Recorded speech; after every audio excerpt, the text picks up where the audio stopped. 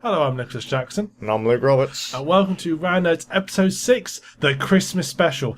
Do you know why this is a Christmas Special, Luke? No, I don't. Because it's exactly the same as normal, except we have jingle bells. Oh, bollocks. Yep. This isn't an after effect. We actually, I bought this today for £3. This is genuine. You'll probably never hear that again for the rest of the episode, but we have got jingle bells. It's Christmassy. Festive. Festive. Now I wonder how many people have already offended just by saying, oh, it's festive, Christmas. Fuck off. There we go. Well, we'll be fine. That's their problem. It's their problem. Their problem. Right. I think it's time we get moving then. Yeah. Okay. Well, we've been setting up for about 6 hours. Well, yeah, just a little bit. We've been a bit longer this time. It's normal. We watched a short film. That's my excuse. We watched a short film, 11 minutes. It only took us about, 4 hours or so, 6 hours. Very short film. Do you want to mention the short film, or shall we just leave it as a mystery for the listeners? Nice. All right. We just watched Proximity by Ryan Connolly. Oh man, I can't even. Oh, fail.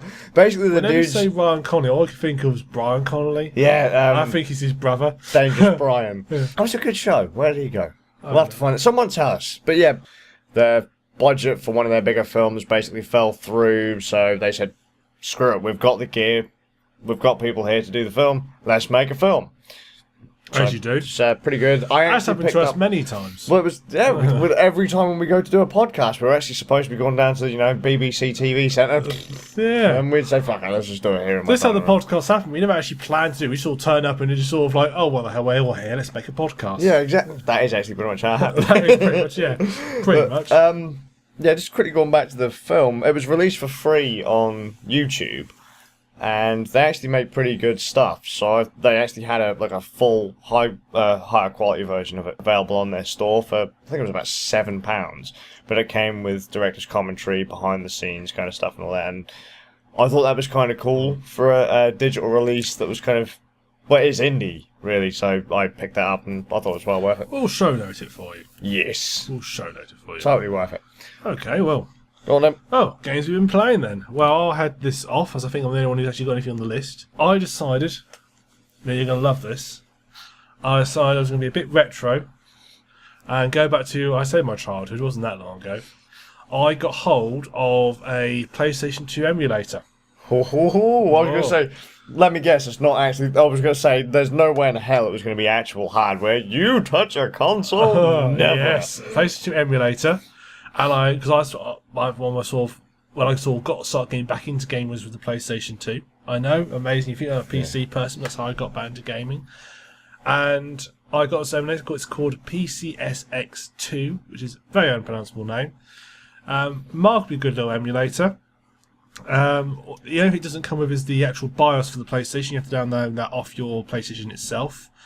You could obviously torrent it, but that would be illegal. Of course, you won't do that. You'll all do it legitly. Yes. Yes, legitly. Yes, we will. Legitly. And yeah, I got it. So I basically decided to pick up some of the original release games. So original release games, what me and my sister got. I got Time Splitters. Which, did you ever play Time Splitters? Oh, I don't remember if I played Time Splitters or Time Splitters 2. I know I've played one or other, or maybe... Yeah. I don't... Time Splitters, the story mode wasn't really a story mode in that. It's just 9 levels. Wasn't that the guys behind GoldenEye? Yes. Yeah, hold on. Free Radical Design, that's where it's all got known. You saw that actually in the multiplayer, which I'll come to in a second. So the basic storyline, there wasn't actually really any storyline to it, apart from what you read in the manual. It was like a single, paragraph blurb. I can't remember what it said now. That's not great at all. Every level, basically, all you do is every time you start level, you need to find an object and then take this object back to a point to finish level. That is it. What makes it good is that every level is you've got to do you can just play a level, complete it, fine. But if you do it, if you do it for a certain time frame, you unlock characters. I think the very first level 2 on easy, you need to do it in under 50 seconds. To actually unlock, that's the best fast you do until unlock a character. I think I managed to do it on 48 seconds once. Gold. Yeah, I got obsessed with that game. But what made it really good was the multiplayer. In that you could literally set everything up for it. So when you got your maps, you could set all the different options for your usual kills, losses. But you could do things like you could pick every single type of bot, and you could set up every type of weapon the map would use. There'd be 5 weapon spawn points, but you could tell it what weapons you want to spawn those points. So you have your complete custom set of weapons, so not which, compared to other sort of multiplayer first-person shooters at the time, they're a set. So it's great. You could have a game where all you had was miniguns. That would be pretty hardcore. Or, as we did once, have a game where all you had was like the most crappiest pistol you could find. It's a good little game. I mean, I tell you what, it was a great little party game. Whereas now you have it all over the internet and everything. Though it's great, you get your mates around, get your multi-tap out. Yeah, I have to admit, that's some of the stuff I do miss from the old school days. Just sitting there with your mates, all hanging out, playing, old school console shooters. On a split screen where none of you can actually quite see what you're actually doing, but you're sort of doing it. See, because just imagine, right? Go back in time a bit, kids. I know a lot of you will look at the back of a television that I'm about to talk about and be like, what the fuck is all this sticking out the back of a television set? That's what a TV used to be. That big chunky thing out the back of it. You need that. None of this modern, flat screen crap. It was about 50 foot wide. Yeah. Yeah. The screen itself. You need a small forklift truck to bring into the living room. Yeah. The funny thing is, we had mine upstairs. Ooh, that was a mission. That was the roof off, wasn't it? You had to take the roof off to do that. Yeah, you had to take the whole roof off. If you were lucky, you'd be able to just get away with pulling out a window. Yeah. But sometimes, you had to go a bit hardcore. And then, of course, there was the steel reinforcement you had to put underneath it, because obviously most modern houses were never... The houses were so old, they weren't designed for CRT monitors. So look, what the hell's going on here? So it's really bad they were. The resolution on them was amazing as well, you know? It was at, 640 by 480? It was brilliant. It was amazing. You couldn't believe your eyes when you saw it. Ultra HD. Yeah. I've got standard def. Yeah. It did actually, it's interesting playing Titans on emulator, because I didn't, obviously, the PS2 controller doesn't actually fit into a PC, strangely enough. What are you talking about? Straight off, the PC doesn't have a port for a PS2 controller. You talking bollocks, son. Yeah, and you can use a PS3 controller, but you need to get extra sort of the drivers to use it. And so you tried. So I mapped it. You can map it. It's got built software to map it to your mouse and keyboard. But it's interesting when you try and actually play, you realise how the controller actually worked, the analog controller used to work, because it doesn't map very well to a mouse. You can't. If you try and use what analog to see, you think, I'll just turn it to look around like I would normally. It doesn't really map very well to a mouse. It's only there, and you realise actually how clunky it was. It doesn't move very smoothly at all. It's quite interesting actually. You sort of see how the console was designed to work. It doesn't quite translate. There might be a problem with the drive. To be fair, it might be a problem with the drivers. The translation drivers might be their issue, not the emulator or the original console. But it's very interesting. The other one I got was Wild Racing, which was a racing game, as you might have guessed. I'd have never guessed that. You never would have guessed that, no. It was crap, to put it nicely. That's a bit harsh. It wasn't terrible bad, but it was how can I put it nicely? It was very bad interface. It had this, now, I see it's a lot of modern games still, and I don't understand it. You might understand this. You might have a technical reason. You load the game up, you use your little loading screen, might get a little videos intro. As you do. And then it comes up, press start button. And then you press start button, you get to the main menu. Why do we need the press start button bit? What? Why? Just for the lols, really. Yeah. I mean, I'm not playing an arcade game. It's not an arcade game. Why? I don't need the press start button. A lot of the times, though, if you left it on the press start screen, that's when you get your intro screens, your preview screens would come up in there. Yeah. Or why not just program to the main menu screen? Because they didn't want to waste time with the whole delay thing. I think it's just lazy programming, personally. Complaining. Plus, they like to have pretty title screens, and when you press start and all that shit comes up on screen. I don't care about the title screen. Just get rid of it. I don't need. Why do I need to press an extra key to play the game? Key? Get out of here, PC game. Fuck off. Alright, button then. That's fair. Pay attention. I'm playing on emulator. It's a space bar on my computer. It's a space bar. Because your PC's so sucky it doesn't have a PS2 port, man. Yeah, I know. It wasn't on my original specification when I designed it, to be honest. I might want to play PlayStation 2 games. I better kind of, put a PS2. I better rig something up with some gaff. To be fair, you can actually get a connector that will allow you to plug it in on Amazon for like £3. So I might get that because I'd like to try. I'd like to see how well the emulator works with proper controller. See if it makes it, because I found with a case of Wild Racing that used analog button controls, which the PS2 controller had. Yeah. Of course, PC doesn't have that. That's this is, I'm not going to admit, downside to PC. PC hasn't got any analog sensitivity to it really, apart from also your movement, your mouse movement.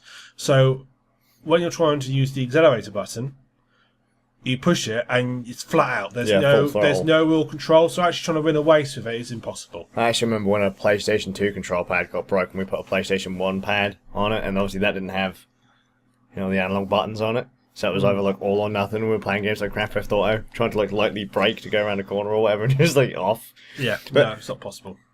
Seriously though, guys, just come back in time and just ignore everything we just said about the TVs, because they were huge and they still are. But how big would you say the average television was back then? 23 inches or so. Yeah, our actual main TV. Yeah, I think our biggest TV head was a 28. Yeah, so you'd be talking 20s. If you were like super rich, you'd have a 30-odd inch TV. Yeah, it's so sad that my PC monitor at home is actually about the same size as my TV set we had in our living room. I also think, well, right now, I'm using a 32 for my main, and I've got another monitor next to that. But I just think to myself, I can remember playing 4-player games on a tiny, tiny, tiny little portable television set. Yeah. 4-player split screen. No one could see what the hell was going on in those things, but it was so fun. We played Perfect Dark, because I had my Xbox when I had an Xbox. I did own Xbox 360, I actually owned one. Dun, dun, dun. I played a whole total of 8 hours on it.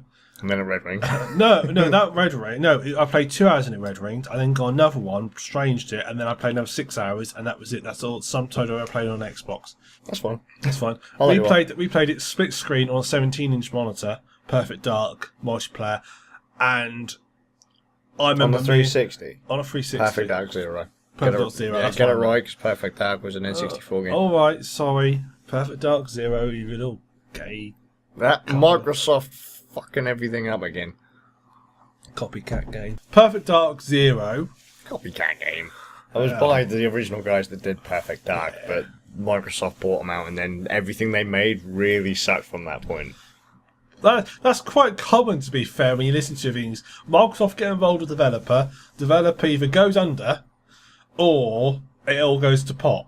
And you think to yourself, developers, why are you getting involved with Microsoft? It's the kiss of death. They keep dangling all that money in front of you, but that's not going to last for very long, right? Who was it that come up the other week? A couple months ago. Was it Bungie who said that they basically signed a exclusive contract with Microsoft was the worst thing they ever did? Not entirely sure, because it is Bungie that recently left. Well, I say recently, but they have left. Yeah, I can't remember who it was. The final one I got for it was SXX. And that snowboarding game. That is absolutely fantastic. You know what? I think I might have played Tricky, but I never played the original. It's actually not a lot of difference between SSX and Tricky, to be fair. Tricky just had a couple extra sort of tweaks to the game, but absolutely fantastic game. Once again, though, playing it on a keyboard, the game was not optimised for mouse and keyboard, strangely enough. No. So it's actually very hard to play on a mouse and keyboard. It's just about doable. Why didn't they think of this stuff? I don't know. Stupid. I don't know. And it's I just brought back. I just love playing on because it just brings all the memories, all the music, and it's a fantastic game. If you are interested, get PSCS X2 is completely free. I would recommend getting hold of an old PS. You can still buy the PS2 controllers. You can still get hold of them. I recommend getting hold of one of those in the adapter. I'm going to certainly try and get hold of one just to try and see if it works any better. I doubt it. Well, we'll see. People seem to be using it a lot, but I'd be interested to see, because I know I'm a bit of a PC nut, but I did used to play quite heavily on console. There are some games on console you can't get on PC, which I would like to have another go at again. So I'm going to give it a go, and that'll be in a flashback in a couple of months. One of the great things I love about PC, though, that you can emulate all of the now dead hardware. The ironic thing is, I can play PS2 games. If you own a PS4, you can't. Mm-hmm. And what's even more ironic is, I'm basically owning the same hardware.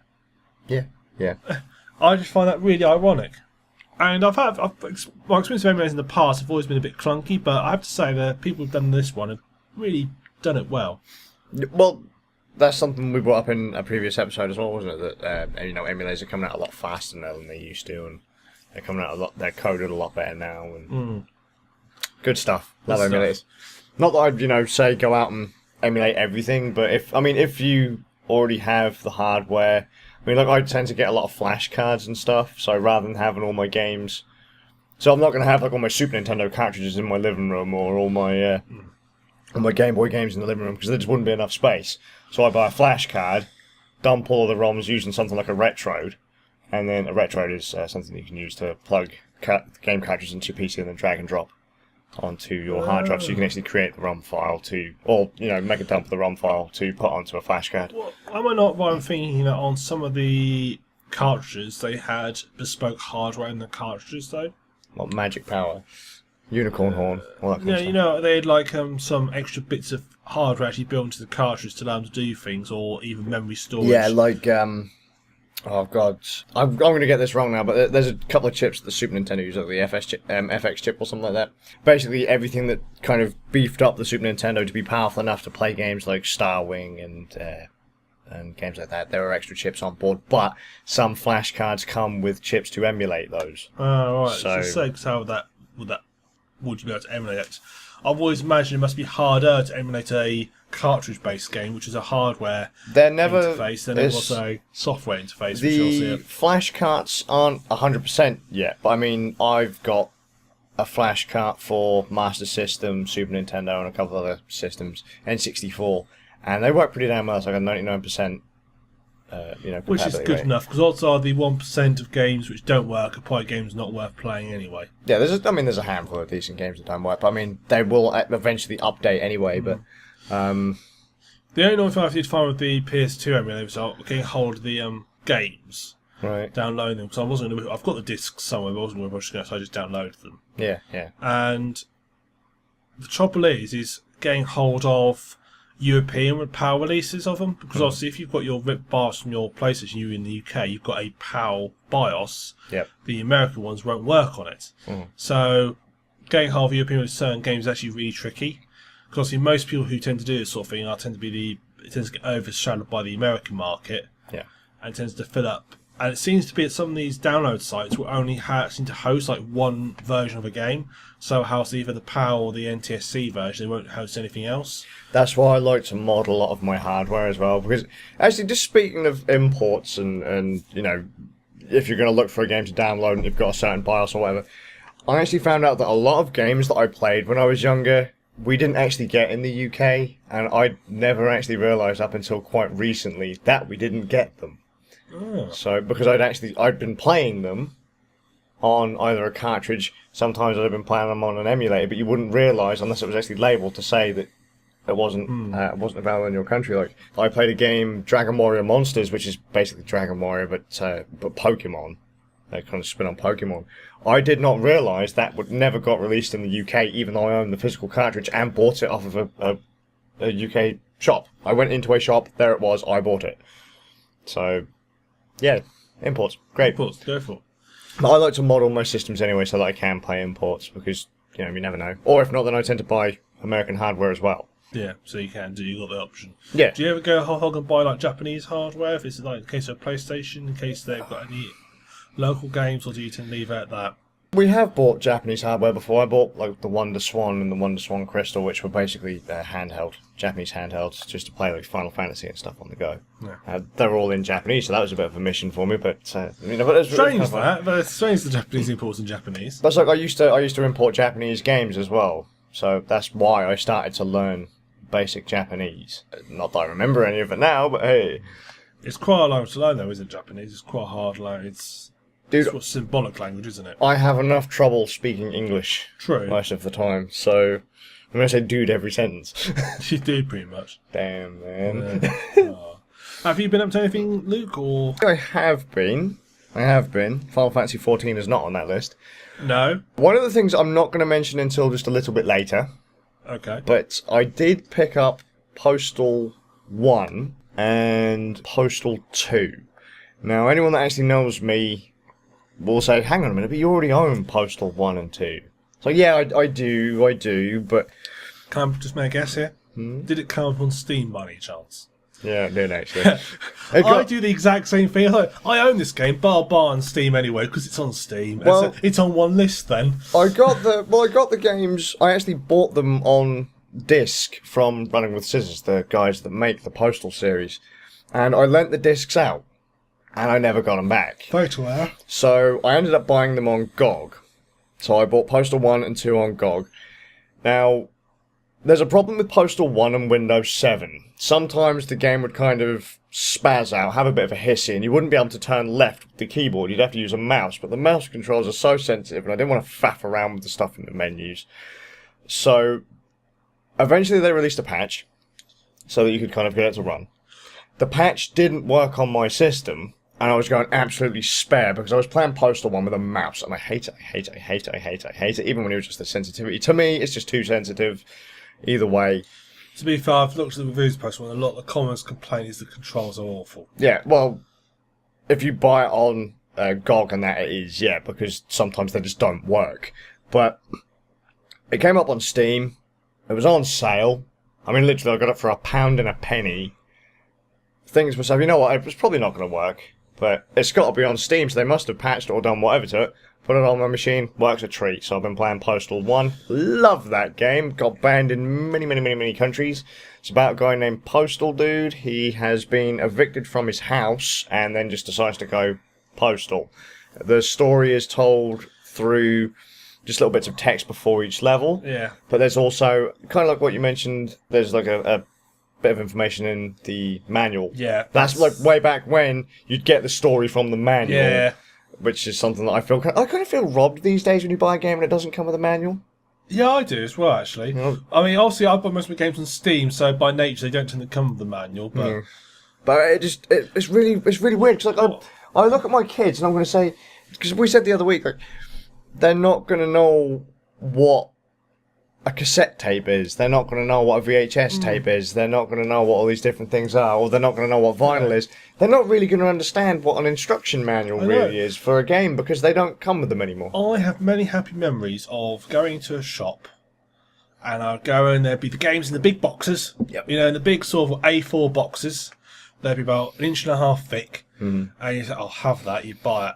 You get home, you open it up and you just, it'd be like a little box of wonders. You'd have your CD. Or your floppy disks. Or your floppy disks. And let's say it's CD, and you might be lucky, it might be in a dual case, but often it came with one of those little paper carrier cases. Yeah. But then you get your manual. And some of the games, the manuals were like a book in themselves. I remember buying a game, and I remember I spent about 2 days reading the manual to it because it's so thick. And then you get like little cardboard, do you know those little cardboard coats you get to put on the keyboards? Sometimes I've seen them, yeah. The overlays. Yeah, the little overlays used to sort of so if you had lots of controls for like all the F keys, for example, you get a little cardboard that used to sit over your keyboard. You had to hope it fitted your keyboard. It had all sat up in it. I miss those days. I missed going from buying a box with a game in it. Old school anti-piracy techniques. To have the manual, you'd have to. They would come up with I don't know, like a phrase on the screen, and then it would say, you know, to find out the rest of this, type in the answer from line 3 on page 6 or whatever. I can remember that happened on Settlers 2. I think that was on the old Amiga, and I'd lost the manual. Yeah. I didn't have the manual. Same thing happened to me when I had on Amiga Dialect Attack, which was a Doctor Who game, and like all Doctor Who games is I really want there to be a good Doctor Who game, but unfortunately there never has been a really good Doctor Who one, unfortunately, which is a real shame. It's a bit of a shame. But they're gone, man. We need manuals. I mean, when I was playing Postal, I was like, hang on a minute. Manual.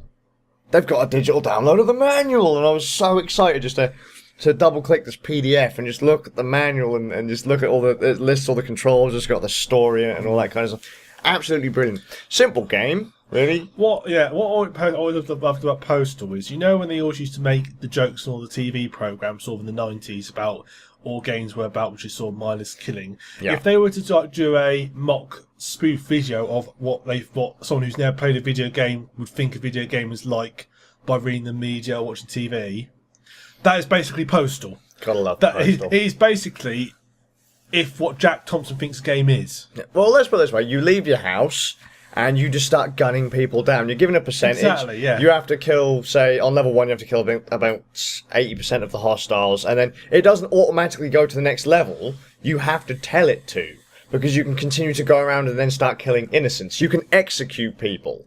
If you can't be bothered to play, Postal Dude can quit. He can exit the game by literally biting on a grenade or shooting himself in the head. It was a really, really, really fun game. Got banned in loads of countries. They made a sequel, Postal 2. Which I actually have played and owned. Absolutely hilarious. Runs on the Unreal Engine. Have they... I played when it first came out. Did they ever fix the loading times? Yes, they did. They released a patch for, what was it, Share the Pain?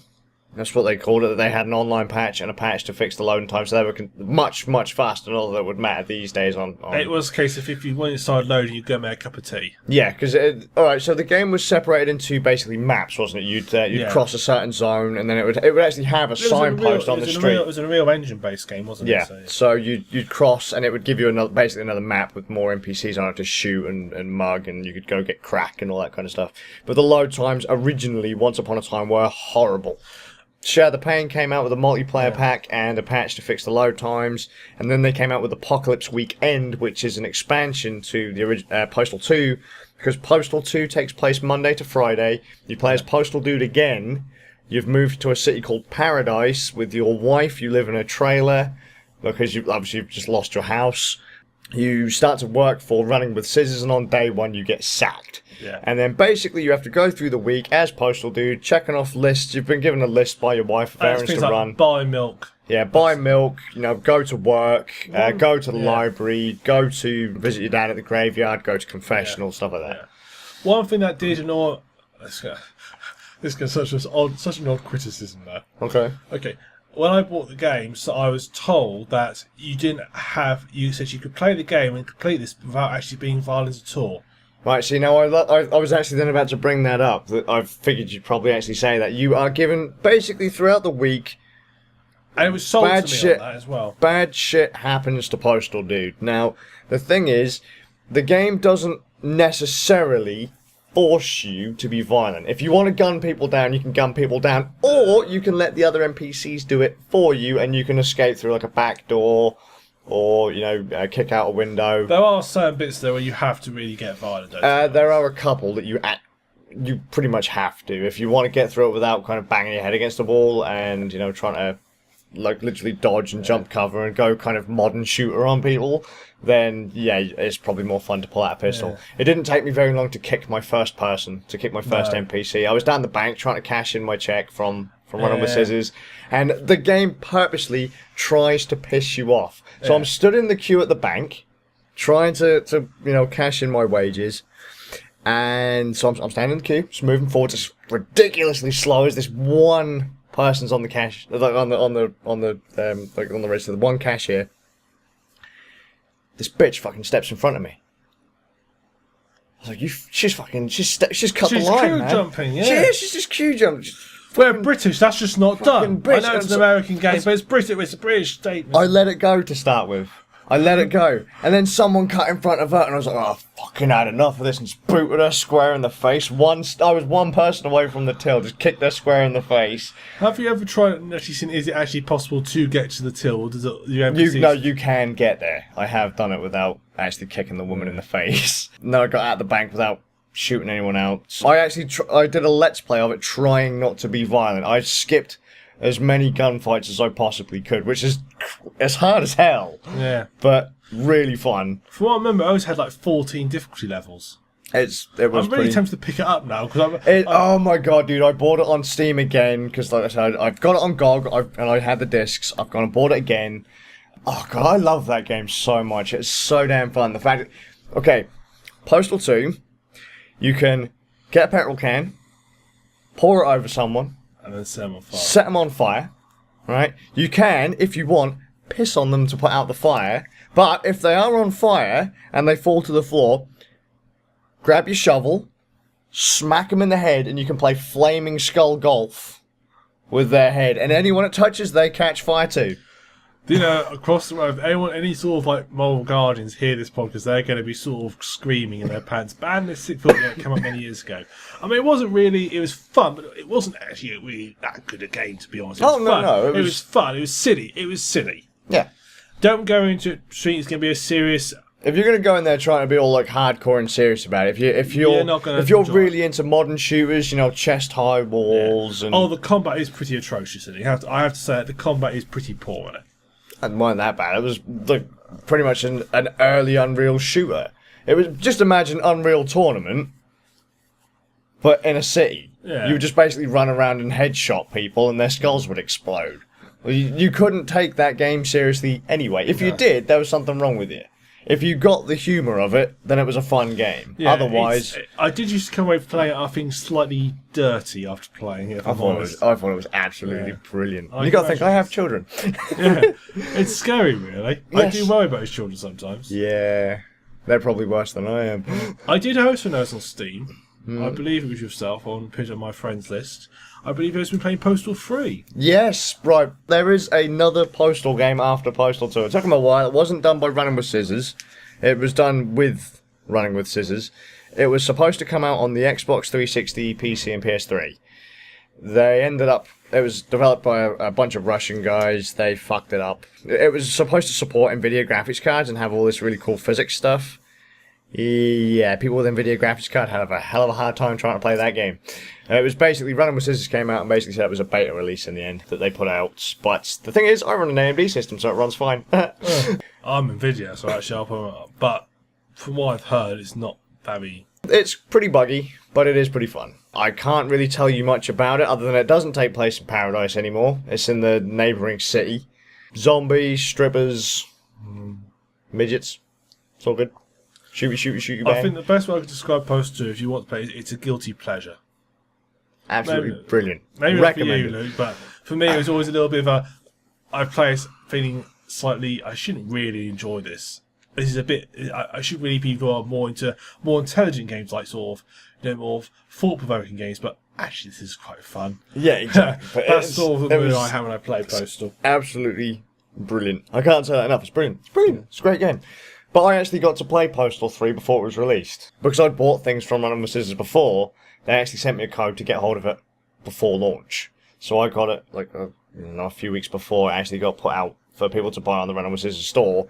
Because it was available for pre-order on Steam, then it got pulled down.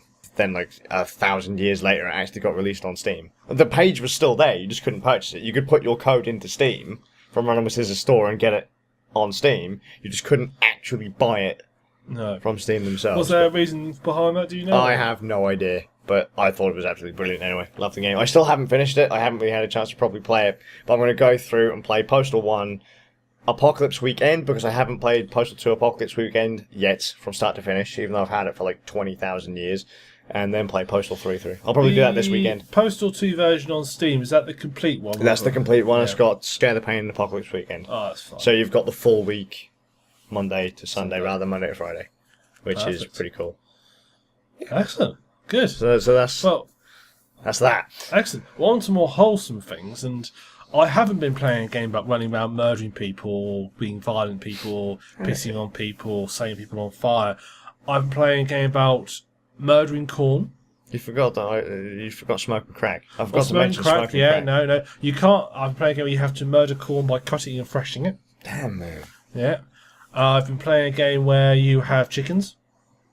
Do you kill them chickens? No. Ugh. They just give you money every turn. I know. I don't Chickens understand. give you money every I don't time. understand it myself either. Okay. And it's just got cows in it.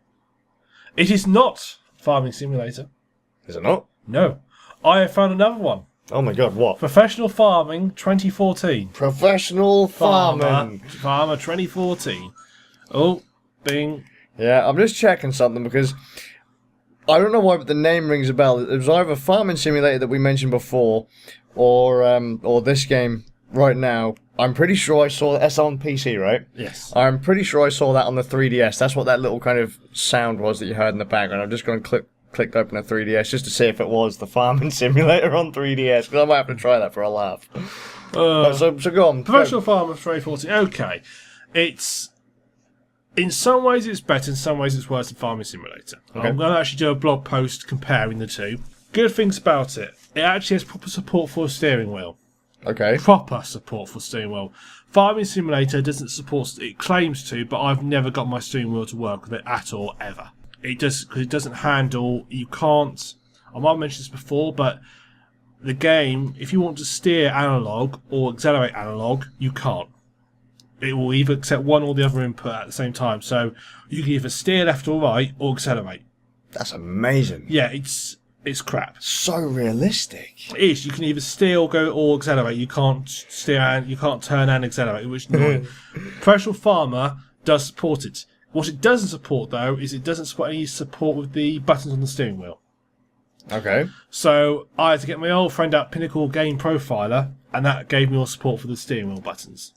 Can't you, Harry? What's good about actually, I'll brief mention about Pinnacle Game Profile, which is I mentioned a couple podcasts back. It's a piece of software that allows you to use controllers with games that support it. What's quite good of it is it won't block the controller, the game receiving inputs to the controller unless you tell it to.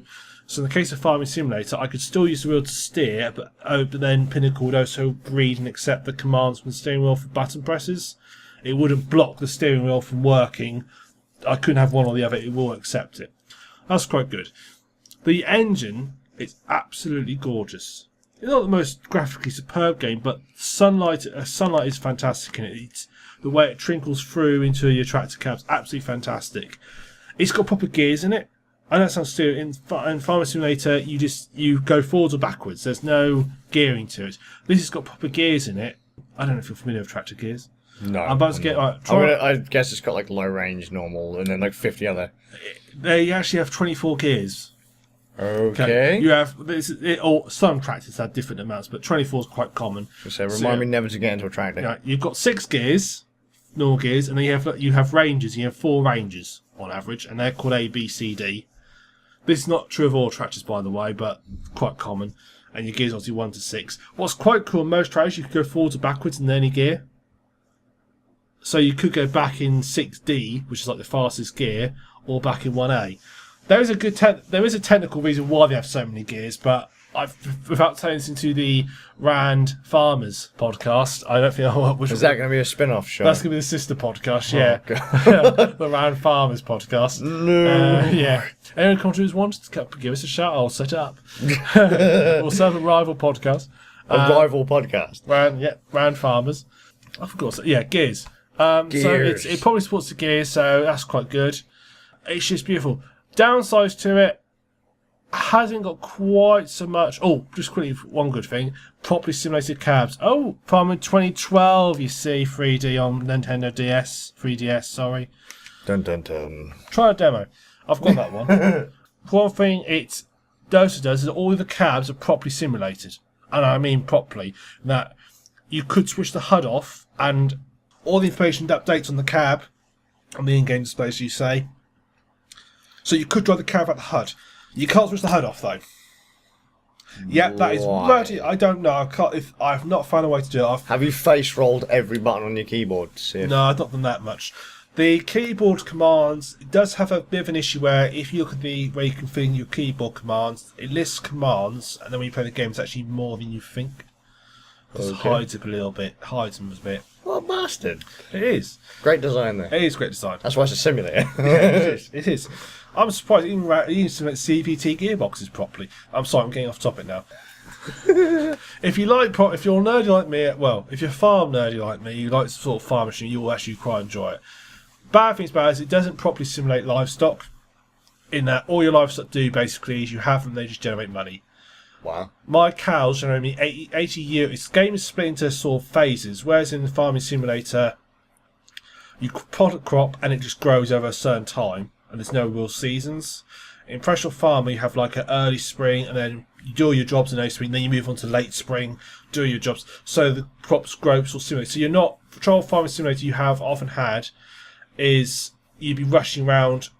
You'd be almost like trying to juggle a dozen things at once. You'd be playing one field, but having to harvest another one because it was going to wilt. Professional Farmer doesn't matter because you can just take as long as you want over each season. But somehow my cows generate a total of €80, and let's say a season's 2 months. 80 euros every 2 months for 5 cows. Now I know that's not a lot to have 5 cows, but still 80 euros is too small. Because basically, same as in Farming Simulator, they're just cash generation devices. So you're basically just going to shout at the game because it's not real. It's not giving you a realistic amount of money for. Or do you actually have to look after the animals, like feed them and? In Professional Farmer, not from what I've played of it, I've not seen anything like that at all. Oh, okay. Farming Simulator, you do. You have to feed them, and you have to feed them a mix of crop as well to make their further balanced diet. You have to straw. Farming Simulator's got the edge when it comes to livestock. And Farming Simulator is a lot easier to mod. So people have actually modded in more stuff into it than was originally there, which is really good. For my professional farmer, having sort of had a little explore through the files on it, which I always do when I install a game, so I then need to go look through the file structure and see what goodies are hidden away. The joys of the PC. Yeah, just sort of a list of all the .dat files that you can't actually open at all. If you do open, it's just sort of random gobbledygook. I can't see. I don't think it's going to be so easy to mod. I mean, Farming Simulator's actually got it built in so that literally you have a mod folder, and all you do to install a mod is just drag it to the folder, and that's it done. It just does itself. It's all built in. Really good mod support. And they've realised that's how they make it more popular, because people can just put everything they want into it. But Professional doesn't appear to have that so much. So I wonder if that's going to lose out a little bit. Probably. Sounds like it's a pain in the ass anyway. Yeah. We'll do a Let's Play on it. Yeah, why not? Yeah. See if I can actually operate a fucking 24 gear tractor. Yeah, it's very easy. Yeah, sure. You have to come round. I'll get you my steering wheel set up. Yeah. Turns out that'll be my game of the year. Yeah. Well, we've got that coming up. Oh, you spoiled it now. Oh, bollocks. Damn it. We'll cut that. No, we won't. Now people are going to know. Yeah. You fucked it up, Nick. You fucked it up. You've ruined Christmas for everyone. Oh, I can change that, Luke. You said we wouldn't have to hear them anymore. You've ruined it again, Nick. I'll make you feel festive. I'll shake him again if you don't feel Don't make festive. me bludgeon you with my slider. Oh, yeah, you're always showing off your slider. Yeah, I Do you want to dip with the solicitors and all slide your slider? Oh, hang on, ready? Get this, Okay. right? I have a slider, a camera slider. There are no prizes for guessing why a slider is called a slider, by the way. Don't know if you're able to hear this. There you go. That's done. Beautiful. And it's made out of a solid chunk of aluminium, so if I ever feel like beating... Well, it's not completely solid because a bit slides on it. Oh yeah, that slides. This bit, the Yeah. bulk of the track, that's solid. I could whack you with it, and you did. I could beat someone into a fine paste, just like it was Postal. I've been practicing. Playing any other games, Luke? I'm still going to save those. I'm going to save the rest. Okay, Just a little bit. Okay. Just a little bit. I'm going to be very careful the next one. Because trouble is, Bioshock Infinite Burial at Sea I got loaded, okay, DLC. Yeah. The trouble with it is, it's very short, and this is actually a bit of a complaint. It's $11.99. I first played through, I did in less than 3 hours. And $11.99, I don't think that's value for money. Make sure that Dishonored gave me DLC for the same price. It was one level was the same length of time, and they had 3 of them in. That I don't think is value for money for $11.99. And that was not me rushing through it either. That was me taking my time over it, exploring. I thought that was too short, to be honest.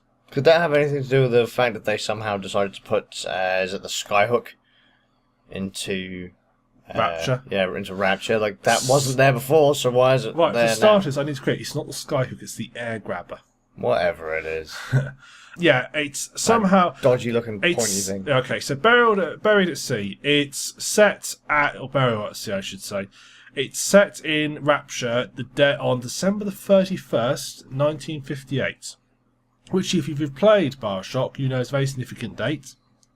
I don't remember anything about Bioshock. I Slight remember spoilers Big for Daddies and Little Sisters. Right, slight spoiler for Bioshock, but I won't go too spoilery. At the beginning of the game, you get there and you find that there's been a uprising, and the uprising happens on New Year's Day, 1958. There you go. So basically, Burial at Sea is set the day of. It's like 20 minutes before the end, set on the day of the uprising. That's pretty nice. It is. So you know what's going to happen right from the start. Everything's fucked. Yeah, pretty much. So you get into it. What's nice about it does mean you can explore a Rapture before the 4. And it's a bit like when you play Bioshock Infinite. You get about an hour just exploring before what the world is like before. And actually, I quite enjoy that. I wish the games do it more often. You know, you have like a break of just sort of wandering around, exploring, getting an atmosphere. Before shit hits the fan, Yeah. so you actually get attached to things before it gets blown to bits. Exactly. I think that's missed out a bit too much in games. People like short shooter games. It's quite a nice sort of breather. Very good. It's got a little minor puzzle in it. It's very hard for me to talk about, so how actually really is plot. So I'll just keep to mechanics. Combat is identical to Infinite. Absolutely no real difference. You still have the Skyhook or Air Grabber. You still have plasmids, which are basically your vigors from Infinite, which were basically plasmids from the first game anyway, so it's all gone full So circus. difficult, they had to rename that stuff. Yeah, well, the thing is, they renamed vigors to plasmids, and what you have in Infinite, you have salts, they renamed that back to Eve. But the vigors / plasmids, they've kept the names from Bioshock Infinite, which, actual fact, given that most of the vigors from Bioshock Infinite are based on plasmids from Bioshock, I would just rename them as well. So in Infinite you have so much effort, dude. I know, but it just seems a bit of that. There's a little bit of, or it's meant to be set in the same timeline as universe as Bioshock, but because they've kept the same names as Infinite, they don't quite. There's that little bit of disconnect between the names, the matchup of Bioshock. So there's a bit of disconnect there. It's a couple the same. Elizabeth works exactly the same. She throws you stuff, throws you health, throws you Eve. Splices are act very much basically once you get to they act just basically the same as the opponents from Infinite. Combat is quite tricky, I found, but not excessively hard. The bit has an excellent twist in it. Okay. But I'm not going to mention anything about that because one thing I will say, if you've not played Infinite all the way through, finish Infinite first. Otherwise, Barrel C will ruin the key plot twist of Infinite. It will absolutely obliterate it for you. So play Infinite first. And I will also say, if you've not played the original Bioshocks, you won't understand a lot of what's going on. You'll hear characters mention other people. You'll hear them talk about things like Little Sisters and Big Daddies, but they won't really explain what they do or how they interact unless you've played Bioshock. And you will miss a lot of the references. Marvellous. So really, you need to play, before you get this, you need to play, if you've not played any of them, you need to play Bioshock 1, Bioshock 2 not so much, Bioshock Infinite, then you may buy the Barrel C DLC. You can't buy it until then. I ban you. Like, seriously, don't buy it. Or just don't buy it. Actually, don't buy it at all. Buy Postal 1, 2, and 3. Better games. Just saying. There you go. Good stuff. Good stuff. So that's Barrel C, but yeah, recommend it. If it is a bit pricey. You wait for a Steam sale. Wait for a Steam sale. So, that's right then. You know, we're moving to a new section. You know what that means, don't you, Luke? No. We have to have a jingle for the section. Ah, I'm loving this. I hate you. I really hate you. This will get edited out. It's going to be all edited out to be. No, no. no. You're fucking gonna. You're forcing me to listen to it. Every fucker else is having to listen to it. You complete bastard. Fuck you and your Christmas. Stuff we're looking forward to then. Not Christmas spirit. Bah. You looking forward to anything? Bayonetta 2 on Wii U. What's That's that? it. Oh God. Well, you can't say to listeners, I'm looking forward to this game. But I'm not going to tell you what it is. That's like we're saying, I'm looking forward to Grand Civilization 3. And that's it. That's not. If we did the podcast like that, it would be very short. But it'd be easier for you to edit. I thought we were going to festival. I was trying to save myself some time. All right. All right. Do you want to say a full layer section? No. All right, is anyone a fan of what's that fucking game? Devil May Cry. I played the first one. Right. Devil May Cry. Replace the annoying white-haired dude with a chick. Dante. Yeah, fuck him. Right. Replace Dante with a chick. Chick goes around killing things. It is basically Devil May Cry, but a lot more fun. With a chick. It's the sequel. It's good. Buy it, but it's a Wii U exclusive. So buy Wii U. Yes. PlayStation 3 and like the PlayStation fanboys and the Xbox 360 fans. So the guys that have now gone to PS4 and Xbox One are now crying. It's like, why isn't it on our consoles like the last one was? Well, because the guys that... Oh, it's a sequel, is it? Yeah, it's a that's why it's Bayonetta 2. Oh yeah, of course. That makes sense. But yeah, the guys behind it, they tried to get kind of funding from everywhere else to get it published. Everyone else was like, oh, fuck that. And, well, Nintendo said, yeah, man, we'll pay for that. And everyone's now crying about it like it's Nintendo's fault that it's an exclusive. It's like, well, what did you expect? Nintendo don't release their shit elsewhere. If your platform holder decides to be an arsehole and not support these developers, that's the platform holder's problem. Not you. That's not the people who've actually been generous developers. That's not their fault. So I'm not really going to spoil much about Bayonetta 1 and 2, to be honest, because it is really a game that you have to play to understand. But imagine Devil May Cry, crazy style combos where you have to go around, you're kicking, you're punching, you're shooting. Bayonetta has 2 handguns plus guns strapped to her boots. It's kind of very Japanesey, jazzy style music to it as well. Really fun, over the top action. Just running around, dancing around, shooting people, hacking things up. If you know what Devil May Cry is, you know what Bayonetta is. Go and play it. If not, then I'll put up a video about it. I can't really explain the game without ruining it all. Yeah, it's the story. Everyone's completely disconnected about it. No one fucking knows what the hell's going on. I've played the game through. I have no idea what the hell's going on, but it was fun. I find that most games, to be honest. Yeah, we have to go to Wikipedia. That's what I tend to do. I still tend to look at Wikipedia. Interestingly, it seems the more complicated the story, the more I understand it. So Infinite, I understand the story completely. I understand how it all works completely, and that's got one of the most complicated stories too I think I've ever played in a modern game. Bayonetta 2? Yeah. No idea. Bayonetta 1? No idea. Postal? Time Splitters, no idea how the story of that is. Oh. You don't find out, I don't know what the story is until you get to the third game, you'll really find out. Super Mario Brothers? Yeah. The exception to the rule, and is the real exception to the rule with complicated stories, that I understand, is Metal Gear Solid 2, because I don't think anyone in the world understands that, apart from Hideo Kojima when he's drunk. Drunk? He's on crack, dude. Both. Yes. Simultaneously. That is the only time I think anyone understands the story or plot line to Metal Gear Solid 2. I don't think Hideo Kojima even understands the damn That's plot. I reckon he was just going into a hat and just like picking out points. Picking up random things. Oh, I hate those games. Isn't there supposed to be a Metal Gear Solid 5 coming out soon? I have heard this Metal Gear Solid 5. Oh. I really should play Metal Gear Solid 4, I suppose. God. I actually played that through. I can't believe I sat through and played that game. See, I quite like the Metal Gear Solid series. Fucking hate those games. Then again, I used to like Tenchu Stealth Assassins, so... Whatever. What can you do? Is there anything else I was looking forward to? I know, was there? If there was, it's just completely drifted out. I still want to get the Hyperdimension Neptunia remakes on.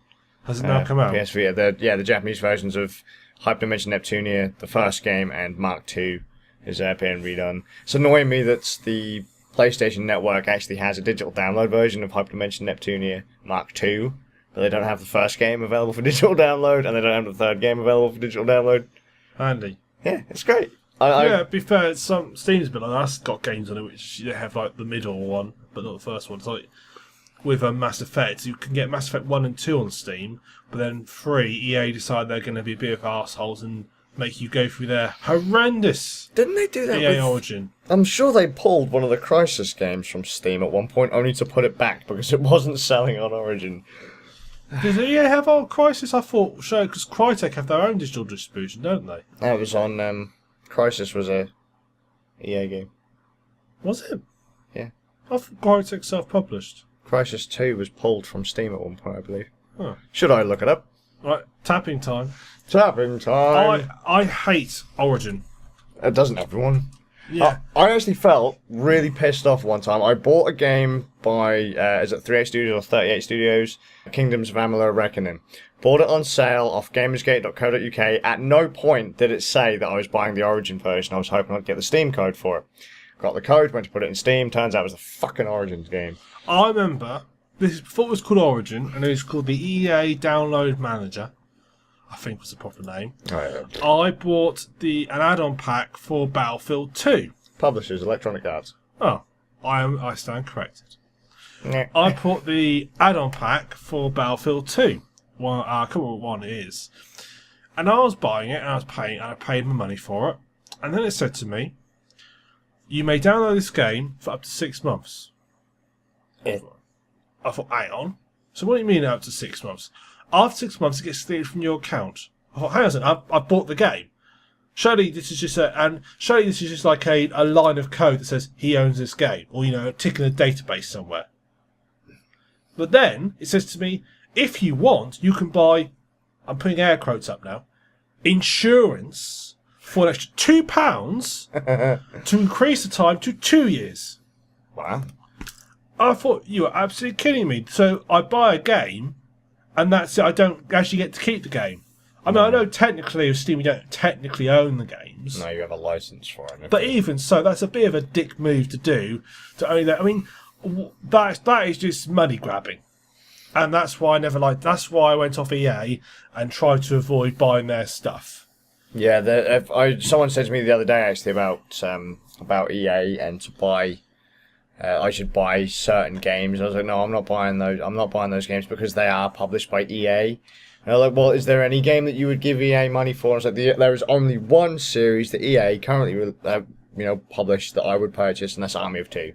Yeah, that's it. For me, it's Mass Effect. I bought Mass Effect on Steam 1 and 2. I wanted to get free to complete the story, and I had no choice but to buy on Origin. I waited a year to see if it would come to Steam. I thought eventually they'll give in and let Steam have it. Waited a year, and it never unfortunately turned up. So I had to unfortunately buy it on Origin and play it on Origin. Marvellous. So that's the only thing I've got on. I don't think I've played it on Origin since then, but that was alright. Fucking hate Origin. Oh, I hate Origin. Steam, it should be a requirement by law. That's if we come to power. But if we come to power, we've got to make it by law. That I know it creates a monopoly, but by law we have to make it that all games to be on Steam. There are people out here who hate Steam who are now screaming at me. But I don't care. Steam is the best digital distribution platform out there. I just think we should just get rid of Origin completely. Humble Origin bundle. Did you buy that at all? No. Right. Do you were put off by the fact that it said Origin in the title? Okay, so I bought the Humble Origin bundle very cheaply. I think it was like £3 I paid for it to get all the games. A lot of the games came with Steam codes. Yeah. Just saying. Fair enough. I had the choice. Do I redeem the game on Origin or Steam? Well, obviously Steam. What a stupid question. And the games that are on Origin, they haven't been redeemed. No. That's all. If I'm a bundle, do you get the codes? Do you have to pick which one, or do you get code for everything? So could you redeem on Origin as well? No, I think you just get one or the other. I didn't really bother to check, to be honest. I was like, oh, what? This is an Origin-only game? They're not going to give me... Fuck, I'm just going to get the fucking Steam games. Yeah. It is crazy. It's such a bad system. I keep buying these games. I'm not playing them. It's almost as bad as Ubisoft's Uplay. Oh, God. Who was it that said something to me the other day? They bought a game recently. They bought it on Steam, but they had to install Uplay, and they had to be online. It might have been me, actually, because it's Far Cry 3. You don't have that. If you buy Far Cry 3 on Steam... No, it was Dan the Retro Nerd, but it was Far Cry 3 that he was talking about. Yeah, you got it on a Steam sale. Yeah, you have to... If you launch Far Cry 3 through Steam, it then launches Uplay, which updates itself, and then it plays it. That's horrible. But I think they fixed it now. But when I first did it, they had a bug. If you couldn't actually launch the game through Uplay, you had to launch it via Steam, which then launched Uplay, which then launched Far Cry 3. Trippy. So I tried to play Far Cry after I quit out of the game.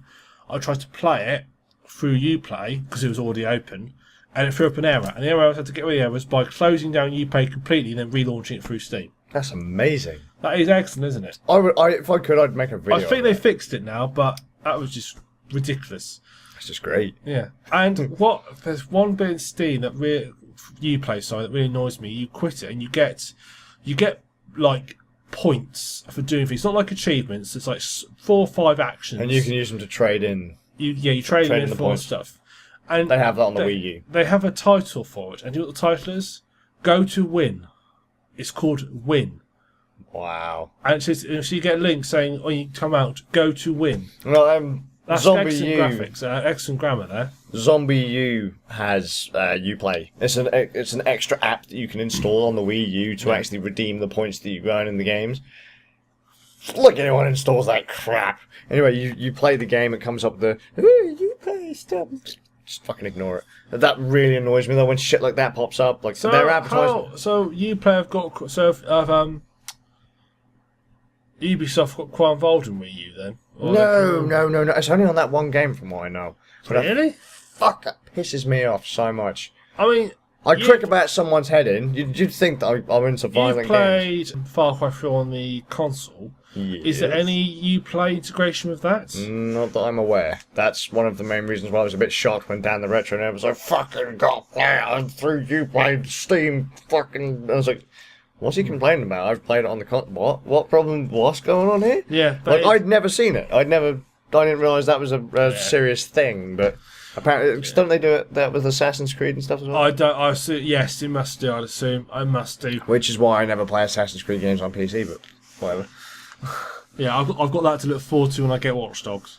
Yeah. Love it so much. Oh, yes. Have they actually said when this coming out? It's March next year, isn't it? I have no idea. I didn't keep up. I just wasn't sure if they kind of maybe moved saw- it back to where it was supposed to be. It's 2014 now. Do you see Ubisoft's shares fell when they delayed it? Their shares fell dramatically when they delayed it. And it's like, oh, poor Ubisoft. Fucking idiots. What was that? I am not having a very good night when it comes to memory. But there was another publisher as well that did something really stupid recently. And everyone shat on them. The guys who did Call of Duty. Activision. Fucking hell. Blaming next-gen consoles on the piss-poor sales of Call of Duty Ghosts. Eh? Yeah, well, they reckon that because not many people, the sales of Call of Duty Ghosts aren't quite as high as previous titles, I guess. Do you think that perhaps it's because, here's an idea, perhaps some of the Call of Duty players have woken up to the fact that all they're basically doing is buying the same game every time? They're basically playing Modern Warfare, like Call of Duty 4. They're still running the Quake engine. So it's... Look, guys, your game's stale. It's crap. There are other games out there now that do what you do better. What is it, like 2 games a year? Or a game every year now? Call of Duty? Call of Duty, I've lost So you track. got Treyarch and There's Infinity something Ward. like, isn't there something like 50,000 Call of Duties? Something like that. There's like Call of Duty fucking Modern Warfare 63 or something like that by now. Yeah.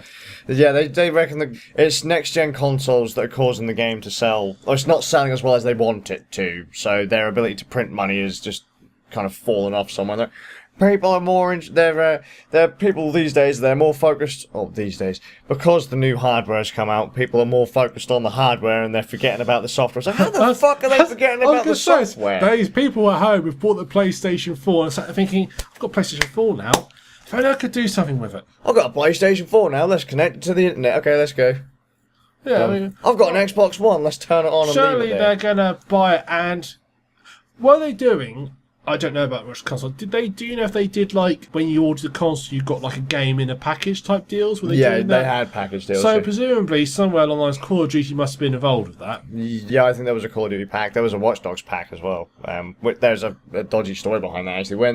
When Watch Dogs got put back, I think I ranted about this in a previous podcast. But when Watch Dogs got put on hold, and they said they were going to release it later on, people who bought the PlayStation 4 Watch Dogs combo Would have been a bit pissed off. well, no, rather because it was a separate game that would just be sent with it, sent with the console. Rather than say just kind of changing the order from Watch Dogs and PlayStation 4 to just a PlayStation 4, they cancelled the whole thing. And because at one point they stopped PlayStation 4 pre-orders because there were too many pre-orders, they couldn't keep up. So if you were unlucky enough to have your order cancelled, you might end up with no PlayStation at all. Yeah, you didn't. You were basically stuffed. But the thing is, it was like, so wait, Watch Dogs isn't coming out. The PlayStation is still going to be there. Because it's not like you were going to get an extra PlayStation in just for the game. No. So it wasn't being actually bundled in the box with it. Where has that PlayStation gone? It's not like it's just dropped off the planet. Give them the fucking PlayStation, you stupid bastards. All you got to do is give an option. You say, option A, you just have the PlayStation. Option B, you forget about the Watch Dogs pre-order and we substitute a different game for you. Option C, you pay the same price, you get the PlayStation, and then you get Watch Dogs when it comes out. Yeah, we'll give you like a voucher for the remainder to basically put into Watch Dogs when it comes out. Yeah. That would be the smart way to do it. But, of course, no one did that. What happened to the Xbox version? Was anything happen with that? I don't think so. But then again, at the time, no one was ordering an Xbox. Somehow it's still selling. I don't know why. Why you buy an Xbox? Units, yeah, but... Why you'd buy an Xbox, I don't know. I'm going to have to seriously please change the topic before I fucking go off on one of these console stuff I'm looking forward to. Galactic Civilization's free. Right, no, stop, that's it. Because I didn't explain Bayonetta, so you're not allowed to explain that. You explained Bayonetta. Well, I didn't. But go on. If you don't let me explain it, I'll get the jingle bells out again. Oh, fuck, go. Galactic Civilization 3. It's basically Gal Civ 2, but better. That's it. That is the explanation right there. It's like me. Bayonetta, yeah, it's kind of like Devil May Cry, but with a chick. Yeah, there you go. Gal Civ better. So, if you don't know what it is, it's a strategy game set in the 23rd century. It's a 4X game, which I can never remember what the 4X's mean. If it's a 3X game, there's an 18+. Yeah. Yeah, I don't think it's for no. You basically you generate a randomly generated universe. So there is story modes in it, but you generate for like what most people play. It's like the skirmish mode. You pick a size of universe, you get popular planets, and then you get a number of alien races, each of which have their own personalities. You get a number of opponents. The key thing about Galactic Civilization 2, what made it stand out, was the AI. The AI was amazing. You actually felt like you were dealing with proper people. It is one of the few games that actually properly use multi-threading. It used the multi-threading for the AI, so the AI would be thinking its move while you were doing yours. So when you ended turn, there was no waiting for the game to catch up with you. The AI had already thought about it because it was doing a different thread. They probably supported, and they actually continue that in the new one because the new one's going to be 64-bit only. Marvellous. Which is, to be fair, I mean, how long have we had 64-bit? Quite some time now. Yeah, about 20 minutes. Yeah. Other great things about it, you could design in Galaxy 2. You could design your own ships. You could create some nice sort of copyright infringing ones. So you could design shit that looked like Starship Enterprise, and infringe copyright nice and lovely there for you. You could, so complex. It's such a detailed game. You also have the usual things like you do with technology. You could research different technologies, and you'd have like galaxy-wide events happening, and how you pick them would depend on how people liked you. So you get like a choice, and they're all sort of took the piss. There's one about which basically take a piss out of pocket Pokemon. Yeah, and not very hard to do. No, very hard to do, and you said to make a choice there. It's hard for me to explain. It's a really in-depth strategy game. I do remember. Do you have a memory? Do you remember? Let's go on a tangent a bit. Do you remember Sky One? Yes. For a short time, made that gaming TV show. Which one?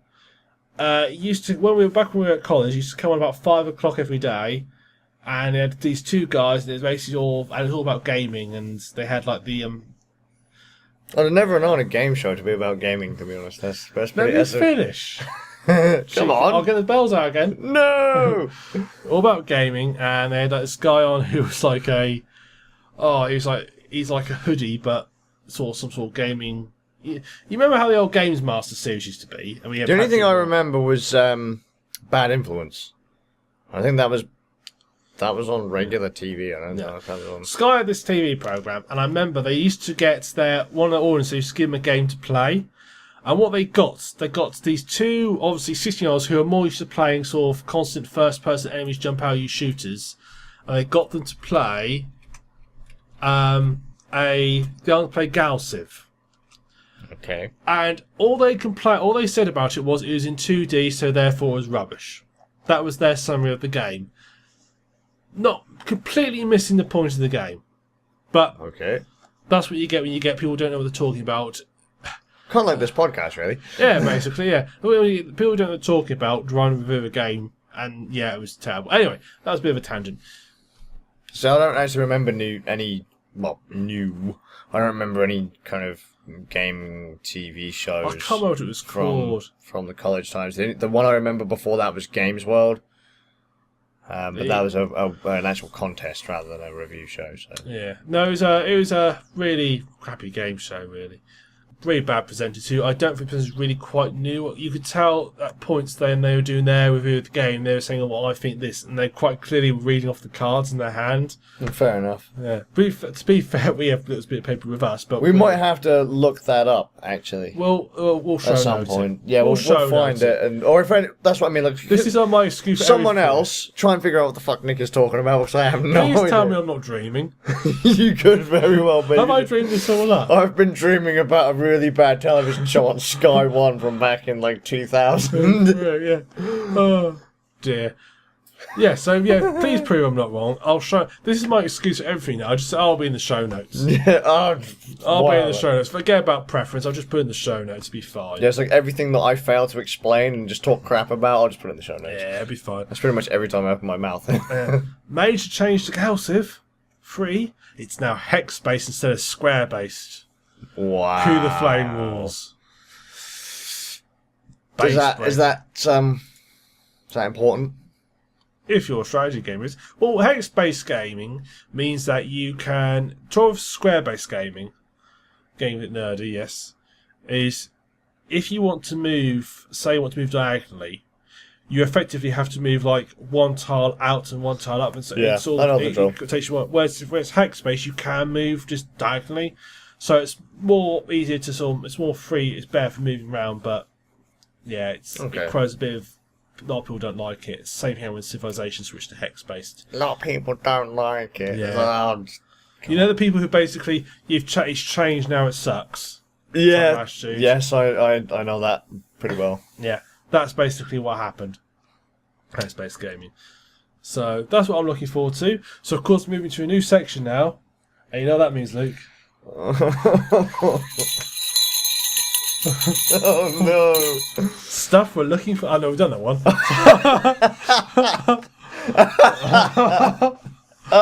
You dare ring the bells again when you say the next goddamn thing. Other news.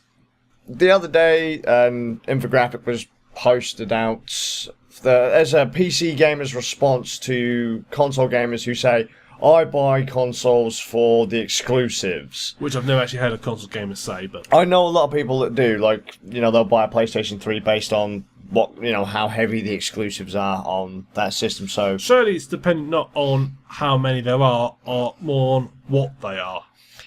Yeah, exactly. It's not really a case of how many there are, it is what they are. But say, for example, I'm not going to go out and buy an Xbox if all they've got on it's like Halo. Exactly. Yeah. So, but if they say to me, right, or like someone got Halo, Gears of War, and Dead or Alive, I'll be like, crap. If Dead or Alive is an Xbox exclusive, then now I'm not going to be able to play Dead or Alive unless I shell out for that system. The PC gamers decide to say, hey, look at all the fucking PC games we've got here, and look at all these exclusives we've got. And I looked down the list, and they're comparing them to the current generation of games consoles. Yeah. So, PlayStation 4, Xbox One, Wii U. Note that this console generation only started around about a year ago. Yeah, I know you're going to go with this, because I looked at the list as well. Yeah, looking down the list, they had games like Broken Sword, which came out in like 1990. Yeah, I noticed that as well, and they had lots of games on it which basically were already out. Yep. So it wasn't really a fair comparison. It wasn't exclusives that were coming up.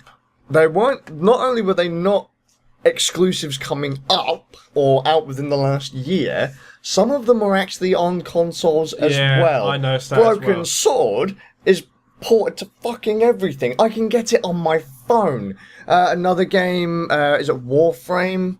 That's out on the PlayStation 4.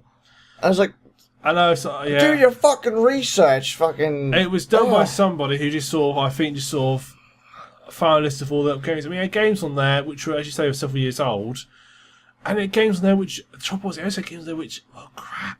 So congratulations pointing out the exclusives on the thing. I walked past and thought, don't shout about that being exclusive to us. Please don't. What was it? There was a game that they were getting so proud that there was an exclusive. I was like, no, it isn't. It's been out on the the Xbox 360 now for a couple. I can't remember what the title was. It might have been Dark or something like that. I mean, of course, top of the list would have been Farming Simulator, but unfortunately they've now ported it to the consoles. Yeah, it's now on 3DS and that, but and Xbox. Yeah.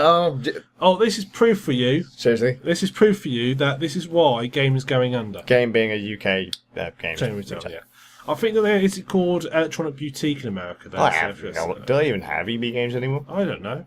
Fuck them. Anyway, a friend of mine was walking through Norwich, which, I mean, admittedly it's in Norfolk, which is farmer country, so this might explain this. Pumpkin cancer. Yeah, he walked past a games store in Norwich, and their big window at the front, where they advertise like Call of Duty, new game out, or all your PS4 here, or all the big sort of launch games. They had a big A1 poster saying now available on Xbox 360, Farming Simulator. Now, I'm sorry, game, there must be some people there who do enjoy it. I mean, well, you're talking to one here. That's not a system seller, is it now? Let's be honest. Well, apparently neither is Call of fucking Duty Ghosts. No, but I mean, this is why game is going under. The manager of that store said we could put Call of Duty Ghosts up, or we could put sort of maybe another console game that's come out recently that's really popular.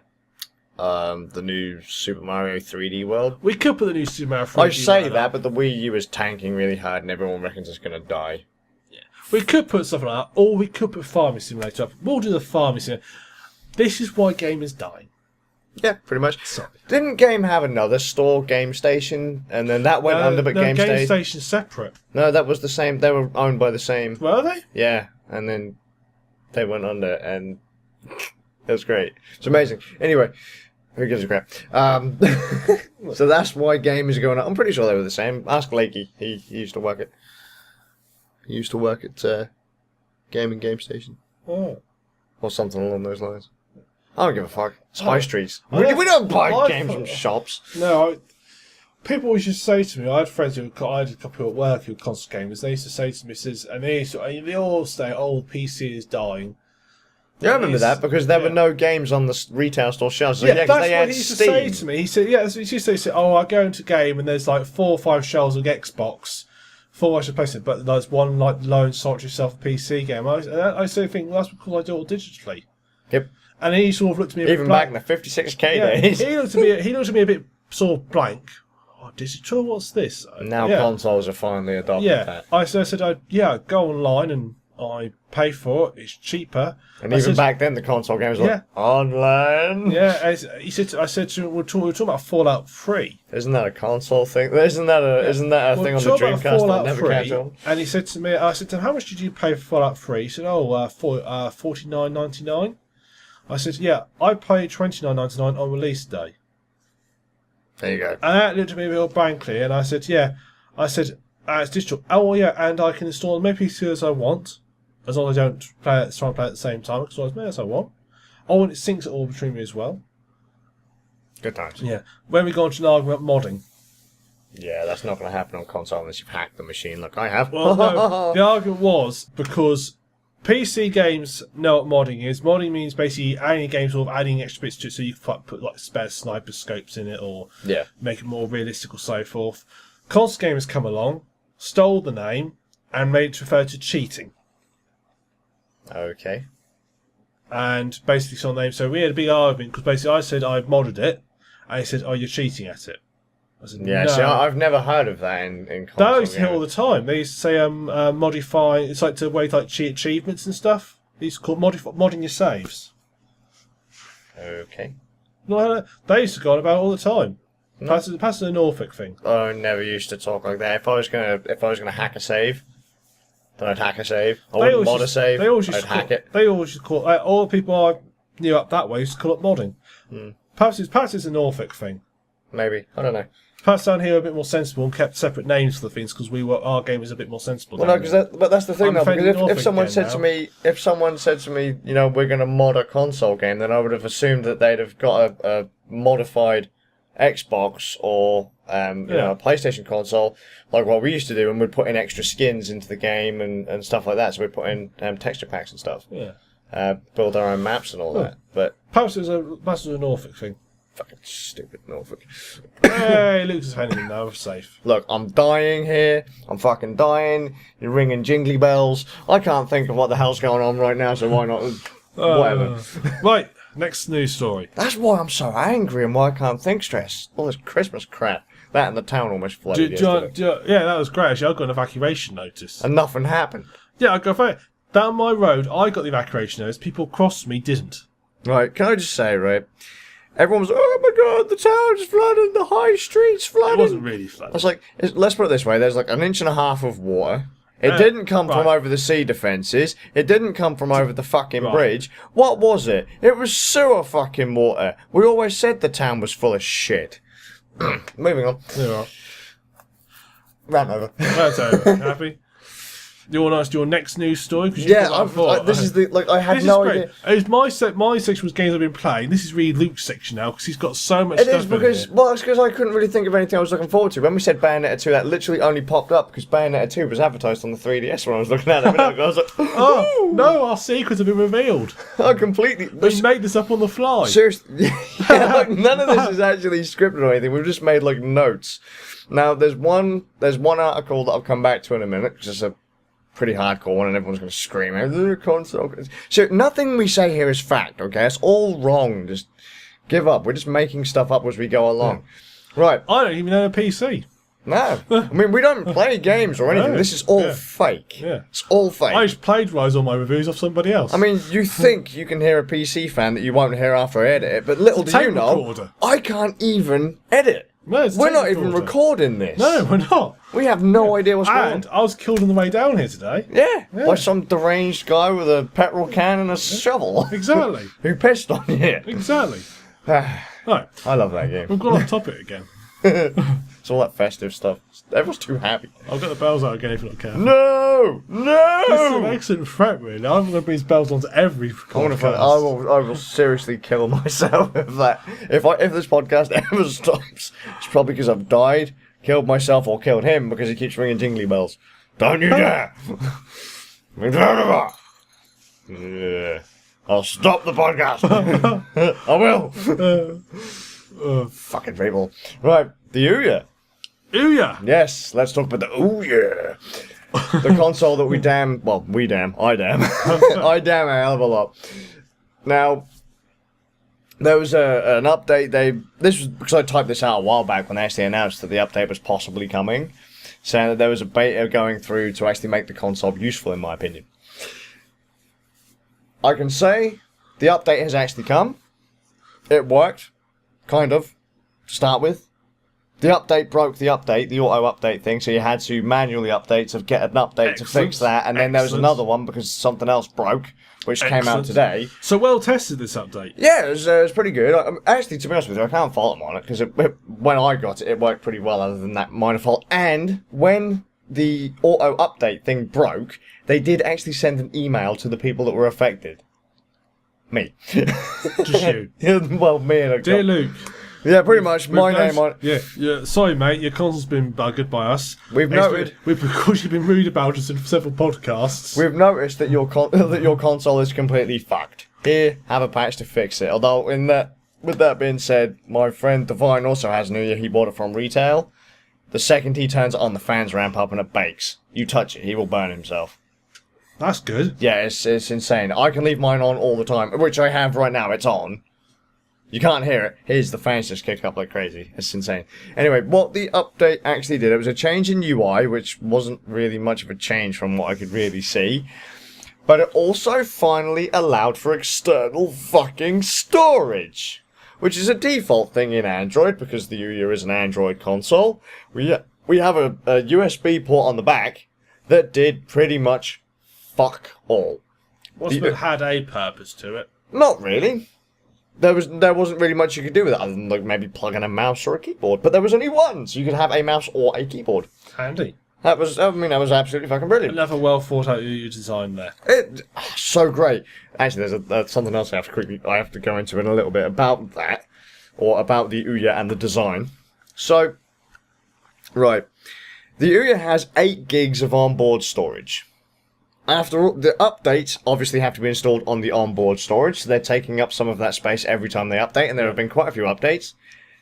Fewer and fewer games can actually be installed on the system. It starts to get to the point where you might find a couple of golden games, which I have, if I had to be honest. I've gone back and played a few games too that I damned instantly before. They were actually pretty fun, and they were pretty cheap. But you'd be like, right, okay, time to try this. Oh, my Ouya's full. I can't install it. What am I going to delete? It could be a pretty big game. The Ouya's Wi-Fi is pretty turd, so I mean I'm sat about 1.5 foot away from my Wi-Fi and it barely reaches the Ouya.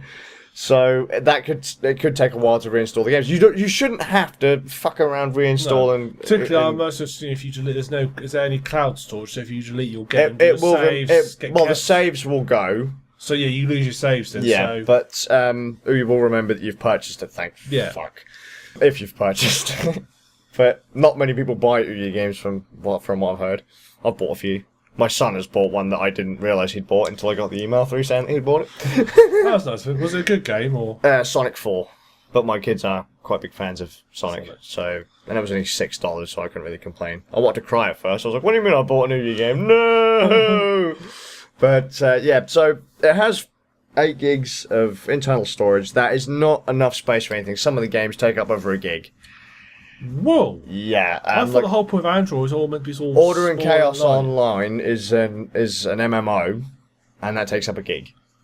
Wow. That takes up a full gig. I think Cave Story, which is on Steam, is now on the Ouya. Pierce Solar HD is coming out. There's some games that half a gig to a gig. Some of them are a gig and a half. Some games are pretty damn big, and you just can't install them on the internal storage. Now you can basically plug a USB stick or USB drive into the back of the Ouya, and you've got expandable Can storage. you plug your game stick into the back of it? That would be kind of funny if I could. Shamefully, I can't. The Ouya is actually now quite useful now that you've got the expandable storage. I bought a 16 gig USB pen drive just for the Ouya. To be fair, they're not very expensive. No, they're not. But I mean, I actually use the Ouya now. So now I can actually because it has emulators on the store. So here's the thing, right? You buy an Ouya, you put emulators on it, you put a couple of ROMs on it, you're out of space. Because you can't have Ouya games and fucking ROMs and emulators on it because you'll run out of space like that. Yeah. So, but now you've got external storage, you can actually put fucking games on it. It's insane. It's insane. You can play games on it. And so now we actually do play games on it. So has the Ouya gone from a fool's errand to actually something you would consider recommending people? Or recommend they try? It's worth a try. At the current price, no. No. Just not for Would you for still say buy a game stick instead? Actually, no, because the games are trickling out so slow for the game stick. It's just where are they? Where are the games? I mean, they're now talking about releasing Prince of Persia. Where are the rest of the games? I know it's only been out for a little while, but guys, it's an Android console. There are thousands of games on Android. Where the fuck are the games? It's not like an Xbox One or a PS4 or a Wii U where the games haven't already been coded in some form or another. Obviously, I mean, if you have an Android phone, you could go, there's an Android app store, you go on and you buy the stuff. Yep. So why isn't the game store just linked up to the Android store? They can't because it's licensed by Google. But They ain't got a license. Yeah, they haven't got a license for it. But I mean, what the thing is, the development kit, the ODK for the Ouya and whatever the game sticks one is, it's fucking free to download. So you just literally just take your code, you put in whatever you need to get it to work with a control pad. Which shouldn't be a lot really anyway, because it's already on Android. So Because a lot of games on Android actually support Bluetooth control pads. Yeah. So why not just include the instruction set for the Ouya control pad and the game stick? Yeah, but presumably the Android, I've not done any programming of Android configuration, so I'm assuming that there are default functions built in, a bit like with Unity and a bit like with there's default functions where it recognises like an up movement, say, so that if you have one game, it can work on major devices because that device just gives it an up movement, say. So surely the easy thing to you wouldn't necessarily have to even do that if the Ouya programmers have made sure that your game controller talks the same language when it communicates with the Ouya. Realistically, all they should have to do is release it. Yep, but with the Ouya, there's a lot of games coming out for the Ouya. I mean, games come out quite often, but is it because the Ouya got there a bit first? Because the Ouya was first, wasn't it, before GameStop got sort of known before GameStop, did it not? But they're both Android consoles. So it shouldn't matter. There are so many games on the Android devices now. Why are there not? I mean, I actually spoke to the guys of GameStop and I was like, where are the games? I was like, oh yeah, there's an update coming soon. Where are the games? Well, we've had a couple of decent games trickle out, but now I'm starting to run out of games. So, do you think it's one of those things where we're going to have to wait like a year and have a look back and say, where are we now, and see if things have improved? Yeah, I would like to come back to it at a later date and say, oh, right, now they've finally thrown out tons of games. Because the thing with the game stick is that they, straight away out of the box, they said, right, we've got a dock for you, you can plug in all these extra devices, you've got expandable memory on it, expandable storage right out of the box. But there's no fucking games. The Ouya, on the other hand, had no expandable storage on launch, but tons of shitty games. Oh, for God's sake. My mind has just kind of popped. But the update for the Ouya has made it somewhat useful. I mean, if you just want to use it as a ROM and emulator box. Somewhat useful. There's a ringing endorsement for you. The update's made it somewhat useful. Well, I wouldn't say it's worth £100 and the control pad is still crap. No. But, I mean, the fact that now you can install your ROMs and emulators, you can just whap your ROMs and emulators or your actual ROM files, PlayStation 1 emulator on there. You know, just you can put your full-blown ISOs onto a memory stick, job done. 'Cause, I mean, they're 600 megapop.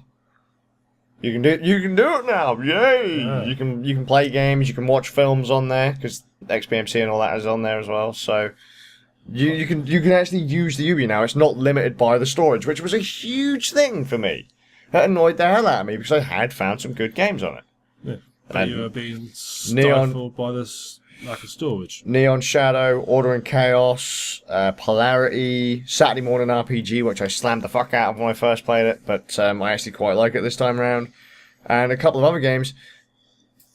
Oh my gods! Pretty good. Yeah.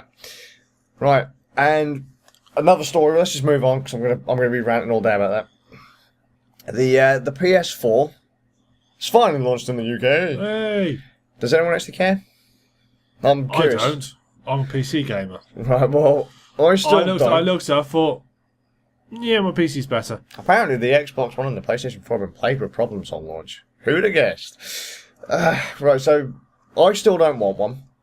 But Inky has said that we should go halves kind of around February because Final Fantasy XIV is coming out on the PS4 and Square are giving people an upgrade code if they own the PlayStation 3 version, which we do. Because obviously the game came out on PlayStation 3 so late in the life of the system, they've just said, fuck it, have a free update. So we might get a PlayStation 4, but... Bear in mind that you mentioned, I think, a couple podcasts about that, the odds are the games on the PS4 are going to be dearer. They could be. So you're probably better off now getting a Final Fantasy 14 for the PS3. You could do if it wasn't so limited by the hardware. But what I'm saying is, get it for the PS3, so you then get the upgrade code, and you probably it costing you less. That's fair. I mean, I can't see Square charging a small fortune for an MMO, especially when it's so cheap on PC, it's so cheap on PlayStation 3. I mean, they're practically just fucking... You could give them pocket lint and they would give you the game. So,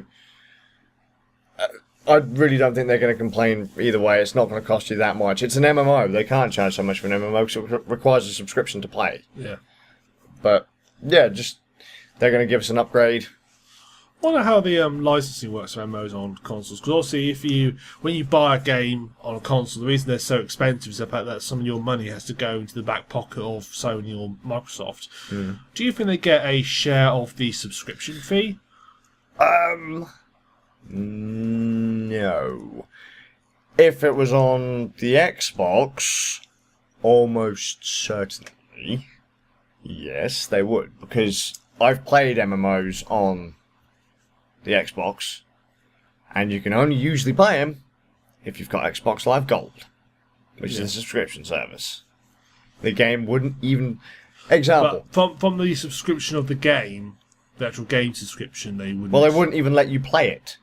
No, what I'm saying is, but the Microsoft get the money through the Xbox Live Gold. They don't actually get anything from the subscription fee directly. No, but then, as I just said, you can't actually play the MMO, not without a game subscription, without a gold subscription. No.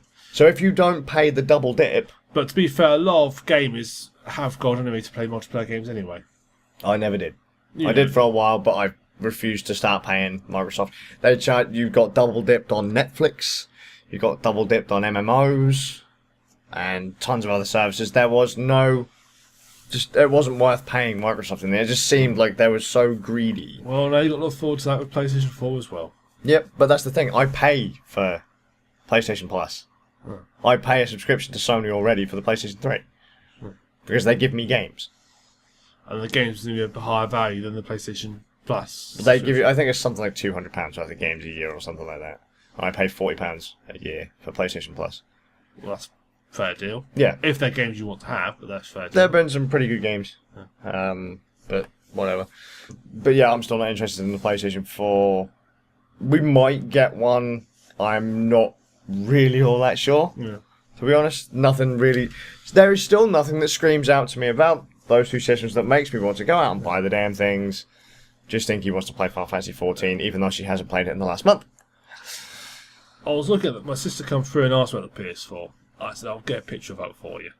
Showed a picture of it. She looked at this sort of sleek, glossy angle boxes.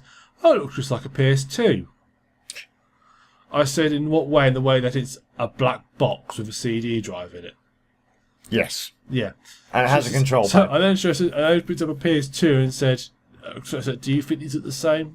No. So you could make the same argument with any sort of DVD player or free or Skybox or anything really. So Marvellous. yeah. The only thing it doesn't look like is an Xbox 360 because that looks like a bar of soap that's been worn in the wrong place. Yes. Yes, it does. I hate the Xbox so much. It doesn't look like a camera slider. No, that's true. I tell you what else it doesn't look like. It doesn't sound like. Cursed bells. You walked into that one.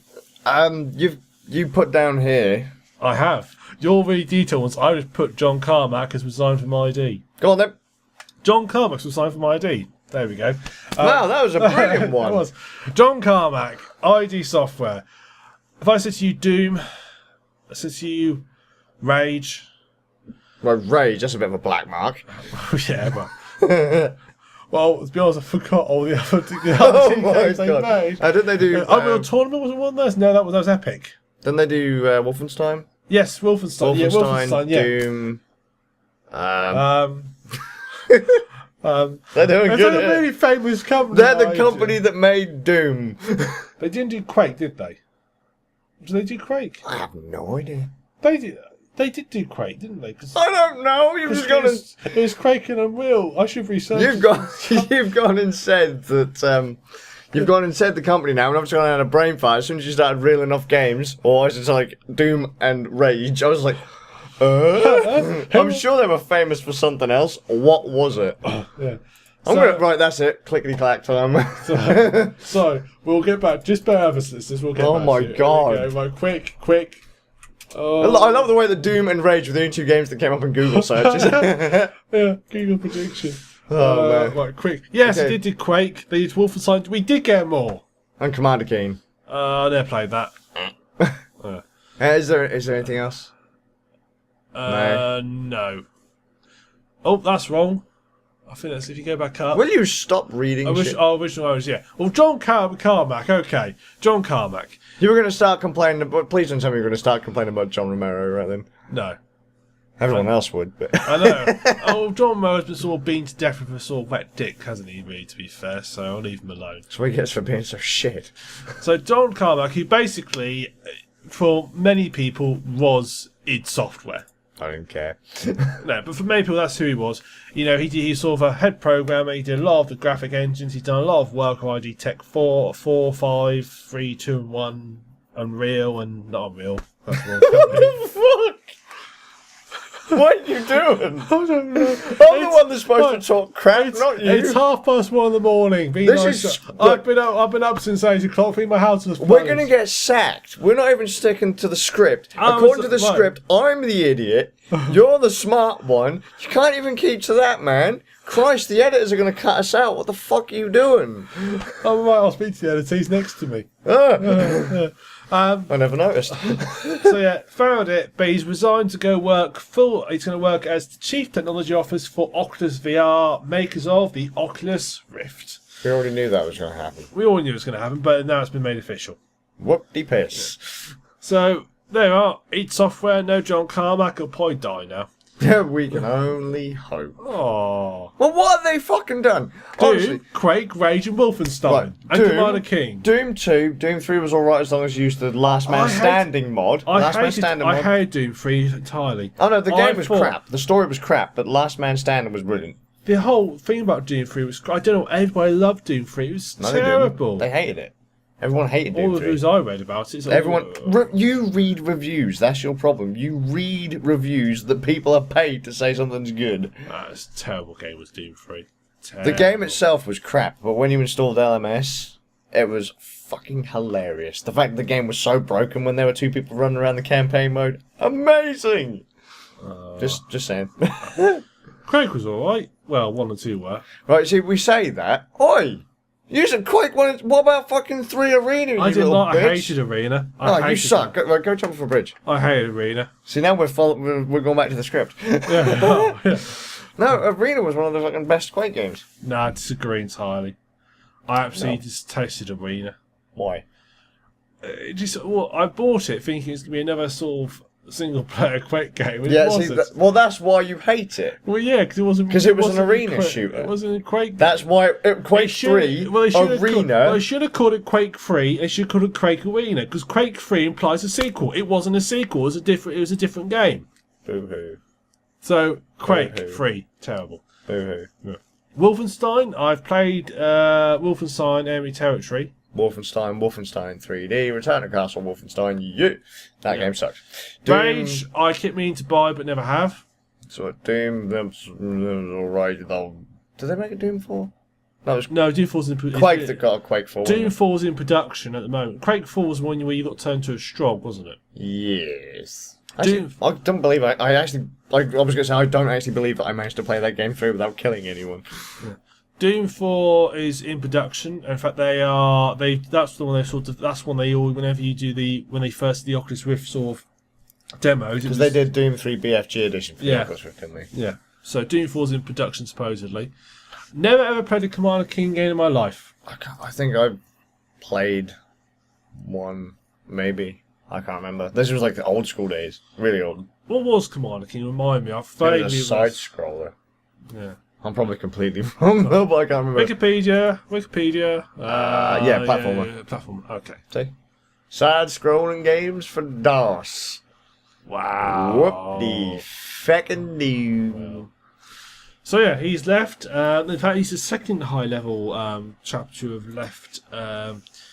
ID. To leave Doom. to have left ID. Doom. Look, but I'm going to say again. Last night I was up to 11:30 waiting for the floods to hit my house.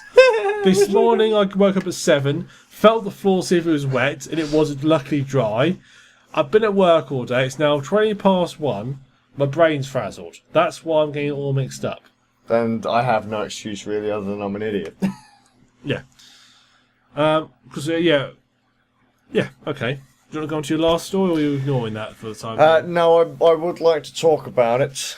So, Nvidia claims that unlike previous console generations, the current generation consoles will no longer be able to compete with PC graphics due to massive R&D funding by Nvidia, AMD, stricter size, and power requirements.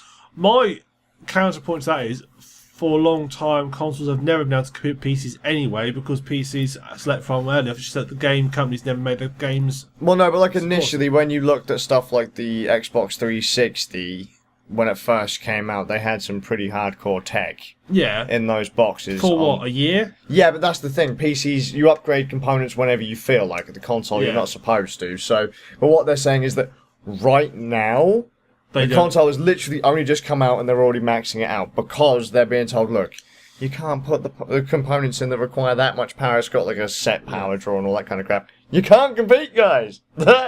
Just saying, your consoles are crap. But the trouble you'll get is that what bit like having with the P, which is bit like having in the past, that they tend to make the games for the consoles maxing out, and they won't make that extra graphical leap you need to get the better quality graphics. They won't put it in there for the PC gamers. But way back when, you have to think that PC games were ported from console versions. Yeah, that's So the they're, but that's not going to be the case anymore because they're x86 machines. yeah. They're AMD chips. Wow. What excuse do they have? What they're doing is cutting chunks out of the PC version now. So like, all right, here's the PC version, all shiny, fucking like 1080p, 4K soon. Woohoo! Hey. 4K, whoopie piss. And then they'll be like, shit, the PlayStation 4 and the Xbox One, it just they start doing that builder thing. We're like, well, and you know it's going to be expensive for you when they start doing that. Like, what are we going to have to cut out? And if it's anything like what they do with the Wii U, fuck, let's cut out multiplayer. Like, what? Yeah, he plays multiplayer. Yeah, well, apparently the Wii U doesn't have a multiplayer base, so they're not going to put multiplayer in the games. It's weird, isn't it? Yeah, well, if you don't put multiplayer in the games, then of course it's not going to have an online multiplayer. So I think that's called a self-fulfilling prophecy. And they're talking shit to justify their excuses for not putting games on the Wii We U. can't program multiplayer mode. It's just that that's one of the things I constantly rage about. And people who keep saying that the Wii U isn't next gen. You don't understand the definition of generation. You just don't. I'm sorry. It's the 8th generation of gaming. It's the 8th Nintendo system, I believe. Probably wrong. Could be the 9th. Who knows? Haha! Nintendo is so far ahead, they're on the 12th generation. I was thinking about what you said about generations actually the other day, and I was thinking about what I would define as generation. And to me, generation started when the first sort of range of mainstream consoles came out, so back to Atari days. Then when they reached their second generation, if somebody was their console in that generation, to me that was still the second generation. It may be their first one, but it would be their second generation. Do you see what I mean? So Xbox, although it's the first, it's the first generation of Xbox. It's actually part of like the sixth generation fifth or sixth of generation consoles. So when you say sixth generation consoles, I would include the Xbox in yeah, that. it is, because the Xbox One is part of Generation 8. Yeah, that's what after I sort of thought about, that would be my definition of generation. Yeah, but the trouble is people are still saying that because the Wii U isn't as powerful as a PlayStation 4 and Xbox One, it's not part of this generation. That's like saying because I think the PlayStation 4 is slightly more powerful than the Xbox, is it not? So I believe that's like saying that the Xbox then is not. You can't class the Xbox same generation. There was another argument that came up the other day. I was just cruising the net, and this guy said that he went out and bought a Wii U over the Xbox One and the PlayStation 4. A load of people started trolling him, saying, "Man, the Wii U's selling like shit. That's a shit console. You should have bought a PlayStation 4 or an Xbox One." So I kind of just, being the nice guy that I am, I never get angry with anyone at all. No, of course not. And, I was just like, telling people that, sales figures mean something is, good or bad. That's kind of, it's a bit thick, really, isn't it? Because what console outsold everything last generation? Oh, yeah, it was the Nintendo Wii, the system that was, least powerful. I bet you called that console shit even though it sold more than everything else. So your argument's kind of, invalid, really. I love when you talk about doing something, your voice changes. Yeah, you start mimicking people. That just pisses me off. God, sales figures don't mean that it does just because it sold more doesn't make it the best. No, it doesn't. They've said that there are so many things out there that have been more advanced. Look at the Game Boy, all the way back to the Game Boy. The competitors, the guys against the Game Boy, were more powerful. They were superior systems, but the Game Boy still outsold them. Yeah. Doesn't make it. The thing is, when it comes to what you buy, it really comes to what are you trying to get out of your console. First of all, you've got. First of all, what you've got discount is the diehards. There are people who are diehard Xboxers, diehard PS4, PSs. They will not buy. No matter if an Xbox, if an PS4, PS came out that was in many ways brilliant. It outstripped, say, an Xbox in every simple way. Xboxers would still buy an Xbox, and that would still be the best console out there. Yep. That's their mindset. You get rid of them. You've then got the people who will then make the decision based on basically what they want to do with the console. If you want the shiniest graphics, yeah, you probably would go for the PS4 because it's the most powerful system. Yep. If you want perhaps trying to get more unique, cheaper games, then it probably would be the Wii U. Oh, hell yeah, right now. If you want a ton of games, get a Wii U. You can buy, Exactly. games for £15 right now on the Wii U. Exactly. That's what you get. If you want it's what you want from a console. Yep. This in some ways is one of the advantages of being a PC game. So your PC is everything. Mm-hmm.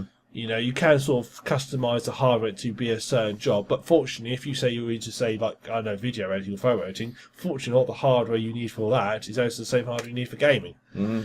So, it's what you want from a console. Just saying someone's wrong because they've bought It's a preference. It's a preference. And just because someone doesn't like the same thing you do doesn't necessarily mean Which is something that a lot of people just don't seem to quite understand these days. Shamefully. I mean, I own 2 Wii U's, 2 PlayStation 3s, a box full of Xbox 360s. They keep red ringing. Yeah, they do actually. We've got 2 dead. No, we have 4, sorry. My son has one and I have one. I keep forgetting that. My little man has one. But, there is nothing wrong with the Wii U. So it's it's not as powerful, but the games are just as fun.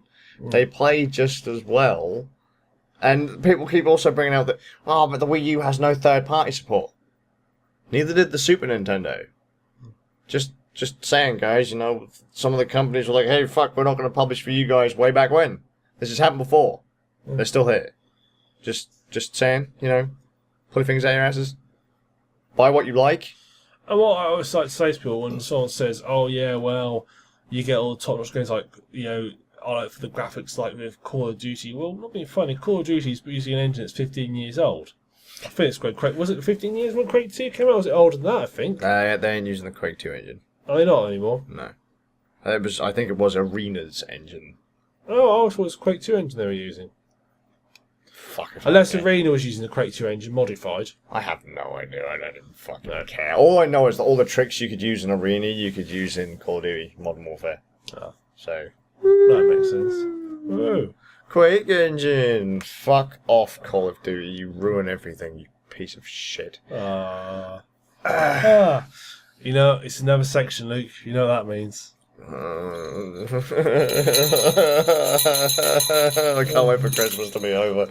I really can't. Flashback. Thunder Tits. Yes! I thought I'd cheer you I up. can't wait for them games to come out on the video. I really can't. Once again, you've got a fairly heavy flashback section, so I'll let you lead on this. Righto, so last podcast, Thorny said he asked if Millennium Soldier Expendable was Part of the same yeah, series. he wanted to know if it was Millennium Soldier Expendable Rearmed or whatever it was on the game stick. Yes, it is pretty much the same game, from what I understand. Thorny said that he wasn't entirely sure whether Payday 2 had dedicated servers. Yeah. It doesn't. Oh dear. So just throwing that out there. We also mentioned the that the Dreamcast was running Windows CE as its OS. It doesn't. An optimized version of Windows CE is actually included on a Dreamcast GD-ROM for basically games that kind of want to use the features of it.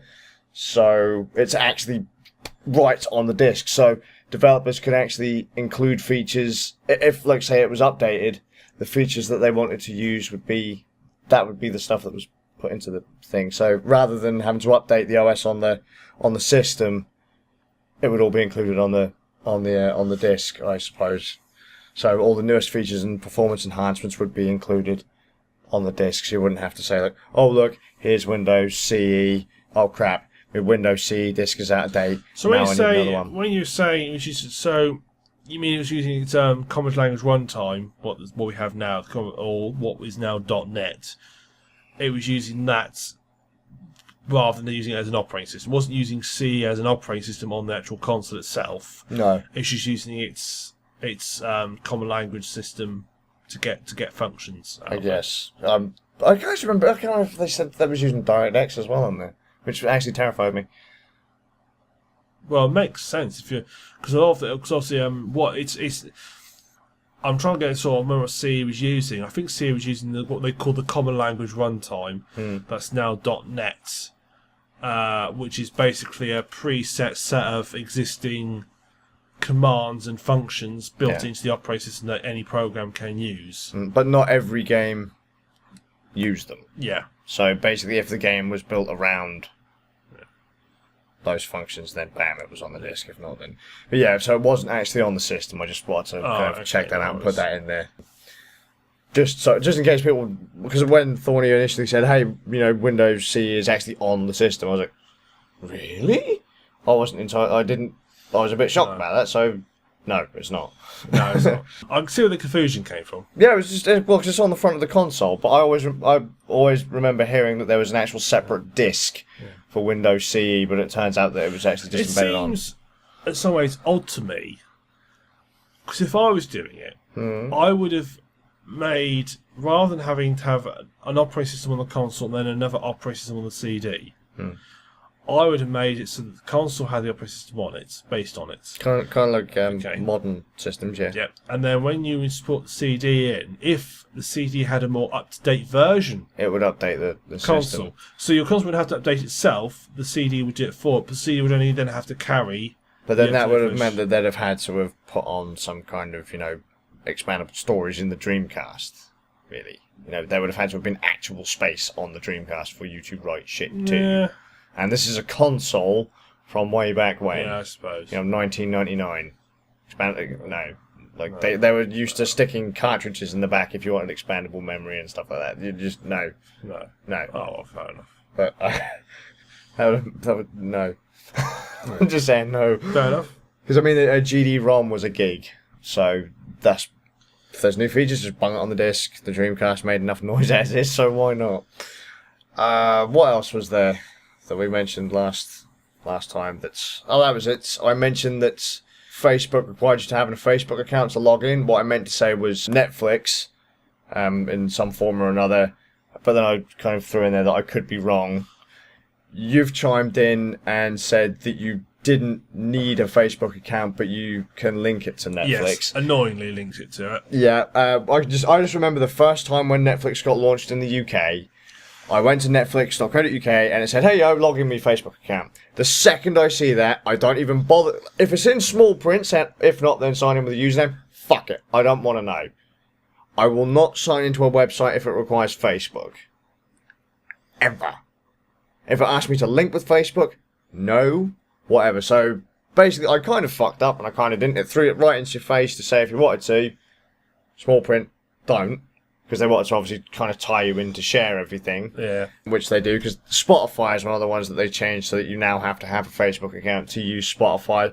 If it requires you to use a Facebook account, no. I have enough trouble using my Google account for stuff. Trying to pull away from Google services is just internet suicide, really. It's just not happening. Fair enough. Bastards. My only bit of flashback I've got is I finished Far Cry 3 Blood Dragon. How long did it take? 9 hours. Not bad. That's How much doing was it everything. in comparison to the other two? I got half price, but it's normally $11.99. And what was the other DLC we mentioned before? For Bioshock? Infinite? Burial Sea. That's 3 hours for the same price. Yeah, I can understand now why you're complaining a little bit, I suppose. And when you consider that Blood Dragon is, in many ways, a lot standalone and very different. Bioshock, Rapture, Burial Sea, yes, it's about Rapture, but basically all they've done to do is make new art assets for it. Yep. It's otherwise, and a few sort of reskins, but otherwise it is basically Bioshock Infinite. Blood Dragon, they have not only made new assets for it, they've also had to reskin a lot of stuff, and they've completely changed how the game works to make it make sense. Even the cutscenes are different and all that sort of thing. So, I personally, that is for $11.99. That's good value for money in my book. That's very good value for money in my book. Yeah, I'll give you that. Yeah. So I know someone said to me that apparently you heard that you could do it in 2 hours. I think you probably could if you just did the story missions and ignored everything else. But then really, the funnest part of the game isn't the story missions. The funnest part is all the camps and liberated Little out and the bits that you can outposts. do on the outside. That's all the fun stuff. So you're missing out. If you want to blast through it, you can blast through a campaign. Yeah. And It's the same people who complained that you could do Dishonored in 4 hours. Well, yeah, you can if you just run in and kill everybody and do it, but you sort of miss the point.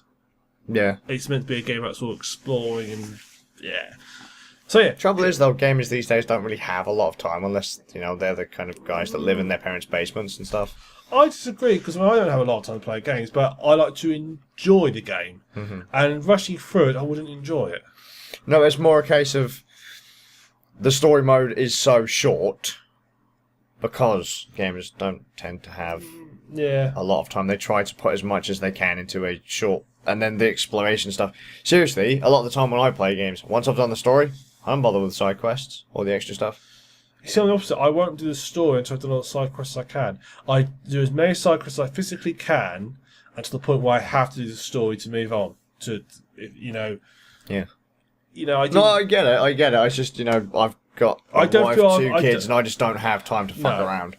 Once I've finished the game story, if I'm satisfied with the story, move on. Yeah. Because I've got a shrink wrap pile going all the way back to like Super Nintendo right now. Yeah. So I still have games I have not played from all that time back. And I'm still buying games. I will never finish them. No, you won't. Was that all the flashback? That is actually flashback. Wow. Wow. I know, usually we sort of go a bit longer, really, but that is flashback.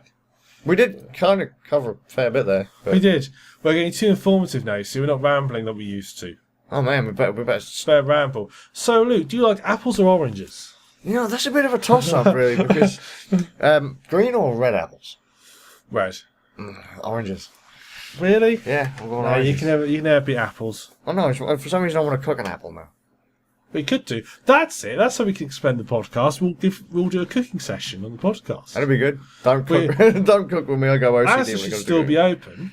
No, they're flooded, dude. They got flooded. That was hours ago. They must have cleared that up by That now. was hours ago. They're only, they were only literally inches underwater. There were like tens of inches underwater. That'll be alright. The apples float. We're fine. Apples flood. Even though majority of the flood water was raw sewage.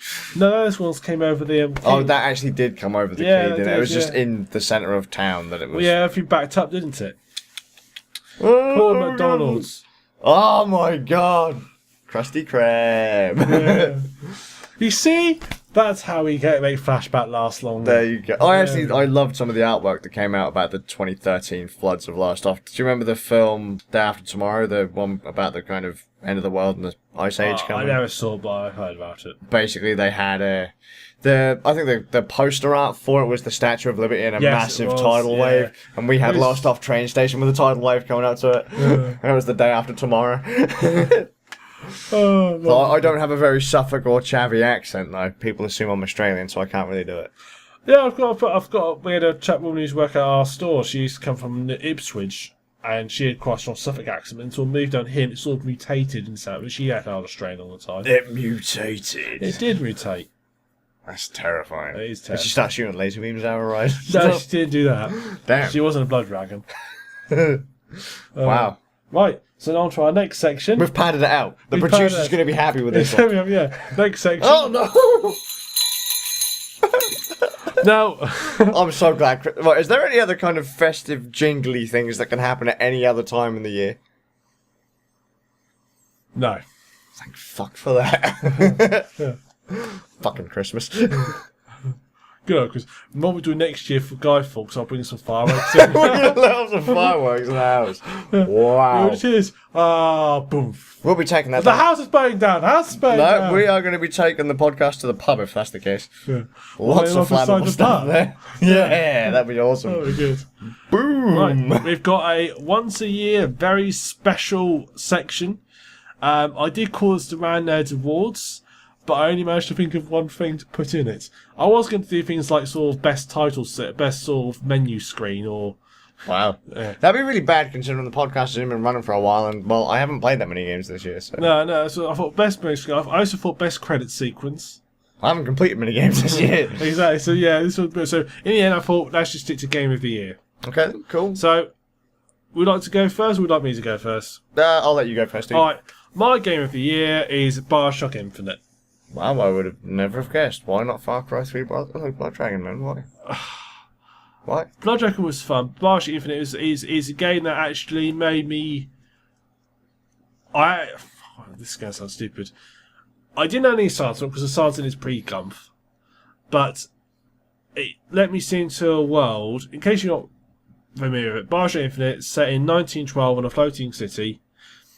But of course, being 1912, Always is, right? It's very heavily, you get the attitudes that people display, and it doesn't pull its punches with the attitudes that people display. They really do. They really are basically per racist, Awesome. and it made me realise actually what it was like in a way, how bad it really was. I never really quite. I'd heard about it, and you read it in stories, you think, oh yeah, that's not Yeah, bad. it's probably But- pretay shite. But the way you walked around and actually saw people interacting, you thought, actually, this is terrible. But And isn't that what people are going to think, 100 years in the future to us? yeah, probably. Fucking heathens. But it's stuck. It's the only one that's also throughout the course of all the games I've played this year. That's the only one that's sort of stuck with me Okay. as a game. And the ending, although some people whinge about the ending because the ending was, in my opinion, absolutely fantastic. Although some people whinge about because some people, the ending basically they give you a set of rules that their Bioshock works by, and then people try and apply other rules from other series to it, and they're not compatible, and then they complain about it. Normal gamers. Normal gamers, yeah. Really. Normal gamers. Yeah. If there is nothing wrong with it, we'll find some way to make something to complain about. Yeah. It's fair enough. Fair enough. And so that's my game of the year. Luke's? It's difficult for me, actually, because I was like, oh, wow, what games have I played that actually came out this year? I actually had a bit of a panic about it, if I had to be honest. I'm not even sure if one of these actually came out this year or not. Okay, so this is game of the year, possibly last year. Possibly last year, possibly the year before that. I honestly don't know. I'm hoping not the year before that. That's going to be a little bit extreme. The worst, well, let's put it this way. I could just say Postal 2 and Postal 3. It's been the Postal series has been game of the year every year forever, even before it came out. Yeah, it was amazing. No, because well, one year when I was working for a big nerd show, I was kind of writing for them. We did a Game of the Year award there, and I actually gave the Android Game of the Year to a game I'd never actually played. Okay, good. That was pretty bad, but in fairness, the game was brilliant. I had it, I just hadn't played it. I watched it being played, it was brilliant. I just hadn't actually experienced it, like, I put my hands on the control. That was Shadowgun, by the way. The developers were happy that we gave it Game of the Year. Were they? Yeah, it got legitimate Game of the Year for iOS from Jelly. But I had it on Android as well, and I was just like, well, I like the game. I just haven't actually had a chance to properly get down and play it nitty-gritty kind of thing. So, yeah, Game of the Year, sure, why not? Because all the other games on Android were kind of poop. Well, there probably were a few I liked. So what was Game of the Year by default, because everything else was rubbish? Yeah, but that was it. You know, when every other game sucks, then you just, oh yeah, that one, just throw a fucking dart at the board and whatever it lands in, that'll do. So, Game of the Year for me, it was a toss-up. So, Army of Two, Devil's Cartel. Should I check to make sure that was this year? Because that was the game that I was a bit kind of squiffy on when it actually came out. Let's do this. Get ready. Is it EA published? Yes. Yeah, see if it was actually, why am I looking it up on Wikipedia? I'm sat next to it. If it was Ubisoft published, you could be pretty sure it came out this year, because they always release a new game every year. Let's have a look. Which one? Do I look at the shrink wrap copy? Have a look. Quick. Prove me wrong. Let me check. That was it last year? Copyright 2013. Woohoo! Yes! Game of the Year. Game of the Year. Army of Two. Social Game of the Year. Yep, Army of Two. Well, there's two actually. Army of Two, Devil's Cartel. Okay. Continuation of the Army of Two series. It's the third game in the Army of Two series. Absolutely brilliant. I was waiting for them to release Army of Three. Well, it actually turns out that I missed out. I don't know how. It was probably because I was Let's Playing it with Chalky that I missed out a key plot point in Army of Two 40th Day. And it wasn't made completely clear in 40th Day, so I'm not going to tell people what it is. There are a couple of key points that you don't really pick up until you play Devil's Cartel, but yeah, man, that game's fucked up. The story in that game is really fucked up, and the way that people's minds just change, how certain events just really warp people's perspectives. But it's really fun. They changed the game up quite a bit from the previous series, from the previous games in the series, but it's really fucking fun. I personally vote it better than Gears of War, because it's kind of like Gears of War the way that it plays. You know, you can have two-player co-op dancing around, helping each other up and all that kind of crap. But Army of Two is just a better game. Gears of War sucks a dick, even though Army of Two Gears of War, another game I always thought was overrated. Yeah, I played the first one through, played the second one, and I just, from that point on, I couldn't get on with it. It was turd. Yeah. There was nothing I liked about it, whereas Army of Two was kind of taking the piss out of itself as well, every step of the way. Or whenever I played Gears of War, all I thought of was Warhammer. Yeah. Because it felt the way the style of it was very. It was kind of it was kind of turd, if I had to be honest. Warhammer isn't turd, so I'll stop you there. But Gears of War no, like just it. Gears of War. It was just a turd game. I didn't like it very much. much. The fact that they had to make, is there 3 or 4? I have no idea. The fact they had to make 2 of them was bad enough. The first one wasn't bad if you played it co-op. But if you played it single player, it was... Oh my god. It's like Army of Two. It's one of them games where you have to have couch co-op. You have to sit there with your mate and play it. Yeah. You know, crack open a few beers. That's why Army of Two worked, because it was a game that you crack open a few beers and have a laugh. Yeah. Gears of War just tries to take itself too fucking seriously. Yeah. Fuck you, Gears of War fans. Pricks. Xbox fucking exclusives. Okay. Tossers. So that was one option. What was the other option? The other one is Monster Hunter 3U for the Nintendo 3DS and Wii U. In fact, if if it wasn't for Monster Hunter, then, and well, obviously my kids wanted a Wii U. If it wasn't for Monster Hunter, I wouldn't have picked up my own Wii U, in fairness. So, Monster Hunter is a long-running series. It's another one of them series like Bayonetta, where the guys are like, no, we're not going to publish that, because it was, before that point, it was exclusively Sony. They had Monster Hunter 1, Monster Hunter 2, 3 games on the PSP, 4 games on the PSP, really, and Sony's 1 game back on the PlayStation 3. The PlayStation 3 version was Japan only, same with the last version on PSP. And then all of a sudden, Monster Hunter Tri came out on the Wii, and everyone cried and said, "Why isn't it on the PlayStation 3? Why don't we have an English version on the PlayStation 3?" Sony wouldn't fund it. Nintendo would. Get over it. It's not Nintendo's fault, okay? Oh, but Nintendo won't let us have it on the other systems. Well, they're paying the money for it. Exactly, it's not Nintendo's problem. They have a right to do it. They say, well, we're going to put the money to it. Mm-hmm. And when have you ever known Nintendo to share IPs, really? To release on other systems? I mean, ever, like, other than, like, the Atari days. Never. So, whatever, get over it. Monster Hunter 3U is basically actually just an upscaled Monster Hunter Tri with some extra shit in it. Right. But they closed the Monster Hunter Tri servers, and then they locked down the 3U servers, unlocked the 3U servers so you can actually play worldwide with people, because how easy is it now to make friends with people all around the world? Yeah. Pretty easy, because, you've got the internet now. It's a pretty big thing now. Like way back when servers would be, you've got your American servers, your European servers, and your Japanese servers. Now they've decided it's a good idea to just let people play with whoever they want to play with, rather than locking it down to a region of your system. The 2 versions, the 3U and the 3DS, or the Wii U and the 3DS version, are cross-compatible. So you can actually play together. So let's say, for example, I'm playing on the Wii U. You can turn up with your 3DS, with your Monster Hunter game.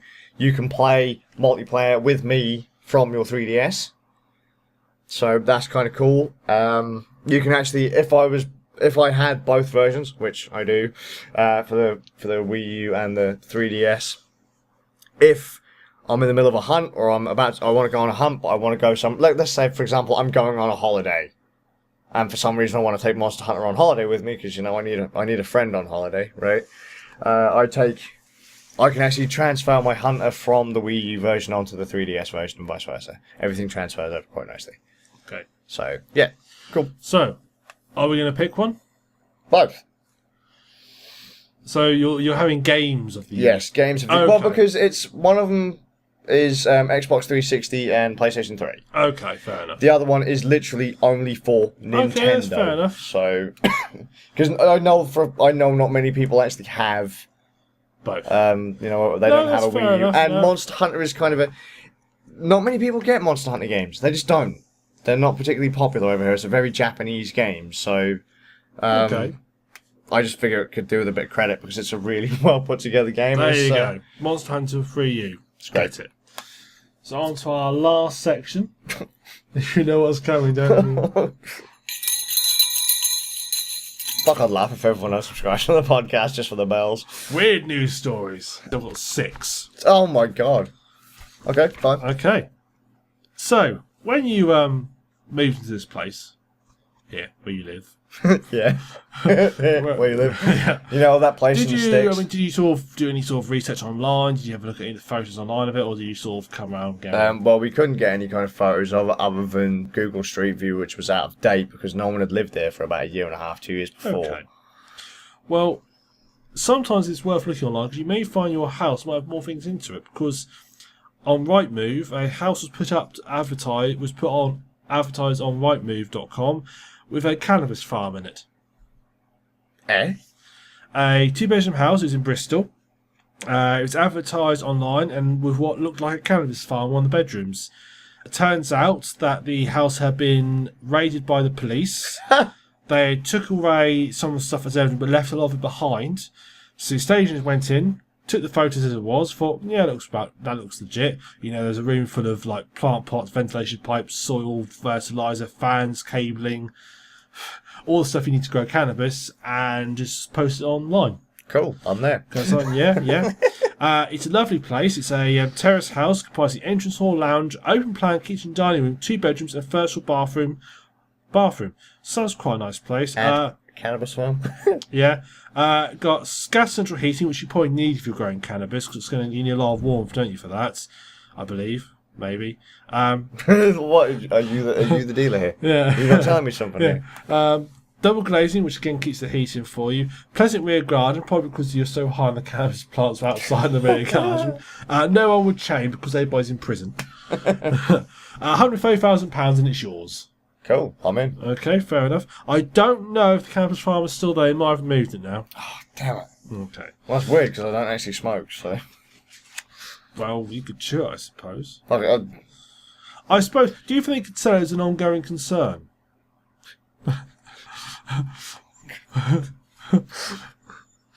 moving on. Okay. This actually ties in quite nicely tomorrow. This evening. No, technically yesterday. This ties in quite nicely because when I come round, I'd brought some McDonald's around with me. At which point, Luke's wife saw McDonald's and said, "I want McDonald's." And we didn't get McDonald's. Didn't know what it was. But has she ever been so desperate for McDonald's that she's run you over with a car? No. Okay. Woman has run over her boyfriend repeatedly with his own truck because he refused to stop at McDonald's. Why? What? Well, this is still a practice, isn't it? You know, someone refuses to stop at McDonald's, you throw them out the truck and run them over. Yeah, someone refuses to do something, so I run them over. Yeah. Actually, yeah, I do. Her name was Crystal Brooks. So from a name like Crystal, you can tell she's American. Actually, I used to know a girl in high school who was named Crystal. Was she? Was she American? No. Sure she wasn't? Yeah. She must have been. Okay. No British person would give their child such a stupid name as Crystal. Well, there you go. That's someone else offended. Yeah. People would name their children Crystal. She's 33, sold her boyfriend Santiago Hernandez. Oh, there you go. He deserved it. 41 last week after he would not drive to the fast food chain. Mate, she could drive the truck. What's her problem? Well, I can't quite work out what happened. So basically, she got mad when he refused to stop and demanded he pull over. He then stopped. He got out of the truck. She then took over the wheel, and then he went and stood in front of the truck as she ran over him. And then reversed over him and then ran him over? And did it 2 more times. Did she crush his head? No, he survived. Oh. So, well, all he did was sustain bruises in his arm and back, and his clothes appeared torn consistent with being dragged on the pavement, which, well, yeah, he would have been dragged on the pavement. He was run over by a car, so, yeah, of course he would be. You know, you don't... What they sound almost surprised by that. Admittedly, your clothes are torn at the moment. You've not been... as far as you've not been dragged on the pavement, but... No, I refused to buy someone a burger, so they ran me down. It has nothing to do with the fact I've been wearing the same clothes day in, day out for a decade. Was disgusting. Well, next on, this is actually... Now, genuinely, this is not a joke. I actually would love to stay at this hotel. Okay. Why? You'll come to it, but that's a bit of a tangent. Bosses at a Swedish hotel were a little surprised after they had been ordered to store fire alarms. Do you know why they were surprised? The hotel's made out of ice. Not heard of this? No. This Swedish ice hotel. They get these wooden frames. They mix a mixture of ice and snow, spray it all over the frames, and when it hardens, they turn into a hotel. Okay. And you can go stay there. The beds it gets down about -8. So it's actually not really, if it's made of ice, it's not too bad. They goes up in December, lasts until April. But I generally want to stay there. But yeah, they were ordered. Cool, they've been doing it since 1990. But this year, authorities demand they put in fire alarms in case it catches fire.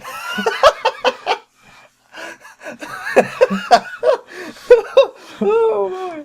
Okay. I mean, of course, in a fire, what you really need is water. And what's ice made of? That's oh man, my festive chair has just gone right through the roof. That's brilliant. Yeah. I've never heard you laugh like that. I think not from weird news stories. Oh my god! Yeah. Yeah. McDonald's, seriously, McDonald's-based hit and runs at an ice hotel that could possibly catch fire. Yeah. Who the fuck do they put in charge of these? The hotel manager said, we were a little surprised at first, I think you would be, But the reason is there are things that can actually catch fire, like pillows, seat bags, and reindeer skins. Once again, if they catch fire, what are they going to do? Get hot. What's above them? They're going to melt ice. Ice will melt and come down. It's basically the ultimate sprinkler system. Yeah. And then everyone, like, I don't know, they all get kind of buried under slush. Apparently, it's been a bit of a challenge installing them because it's hard to make them work in the ice. Strangely enough. Because I'm guessing the fire alarms weren't designed, they never thought that anyone would be stupid enough to install them in ice. They've been tested, you will be pleased to know. I don't know how they tested, they set fire to them. They set fire to the hotel. You know what's going to happen? Next month, someone's going to actually set fire to that hotel. I don't know how. Ice Hotel burns down. Yeah. Someone's going to news next month. There will be someone standing there with a bottle of petrol just pouring it up the wall. If I try hard enough, I'll get it to burn. It's like, no, the petrol's burning, the hotel's, it's melting. Oh, God. No, but I actually generally want to stay in that hotel. It's the Americans trying to shoot Sasquatch again. Yeah, I generally want to stay in that hotel. We've got a little short one here for you. You mentioned a few weeks ago about buying wanting a new graphics card that was being released by was it AMD? Yeah. For £1,000 or something. No, that was the Titan that was £1,000. And you offered to sell a kidney. Mm. Okay. I've discovered a way you could buy 22 of them. Okay. Do you know what you'd have to sell? One of your testicles. I've got 2 kids I don't need either. There you go. A man in the US has decided to sell his testicles, and do you know why he's selling testicles? So he can buy a car. Okay. He's going to buy a Nissan 370Z, which is a sports car. Which, to be honest, if I was going to sell testicles, buy a car, I wouldn't buy a Nissan. No, me either. You know, they're okay, but they're not really sort of the byword for sort of sportiness. You know, buy something like a Lotus. You know. There's a nice plug there. No, Nick. No. No. I'd buy an El Camino. Yeah, I could do that. One of the 60s, early 70s. The other ones look horrible. But yeah, no. He's selling for $35,000 or about £22,000. And how old is this geese? How old? Pretty. He's selling to medical science. At first, when I first read this, I thought he was selling it to like somebody to make use of. Okay. But I saw a picture of the guy. I thought, well, he's not going to get $35,000 for it. Fair enough. Is it a PC gamer looking guy? No. Cheeky bastard. Apparently, it's a standard going rate for medical science in the US, $35,000. You're saying that people sell their testicles regularly? I'm assuming there's like some sort of chart. Yeah, I was going to say, they got a chart with like a picture of a guy on it, and there's like lines coming up. It's like, you know when you go to the butcher's shop, and they've got the cow, and they've got it all segmented into bits? It's like that. You go in there, and it's all segmented, the person all segmented into bits, and it just tells you like this cut, a bit of rump is this much. That is pretty much how, surgeons work, just in case anyone doesn't know shit. So some surgeons are going to get really pissed with me now, but... Nah. Excellent. Now, this is an interesting one. Now, you used to work for a company that did surveys, didn't you? Yes. Yep. Were you ever required to do the National Survey of Sexual Attitude and Lifestyles? No. No. Well, this is so. I did once talk to a stripper though. Very nice. Over the phone? Did she do a strip tease for you over the phone? No, well, a strip tease wouldn't work over the phone, but phone sex would have been kind of fun, but no, she didn't do that. No. She was on the phone for like an hour, dude. Did you say that these calls were recorded so I can listen to them again later? Actually, it would have been funny if I was being monitored on the call, because they would randomly chime in. It's like, okay. Yeah. So, they've done a survey of men and women, okay. And they've asked them sort of several questions. I've sort of picked a few of the key points out here. Well, I say the few is what was in the news article. I didn't pick these out myself. That's what the news article picked out. Okay, I was going to say what you've gone and dissected the news article. You've gone through it line for line, have you? And just like, Well, I copy and paste and delete out bits. That's how I normally do the weird news. I just, it's... just so you know, just so I'm to say, I'm going to reference these. So they're all reference to the Metro, which isn't the most reliable sources, but to be fair, it's one that has things that they tend to have obviously space to fill for the weirdest stories. It's not from in. Daily Sport, then? No. So how can you trust it then? Well, you won't let me use the BBC. You won't let me use Sky. So I've got to use Metro.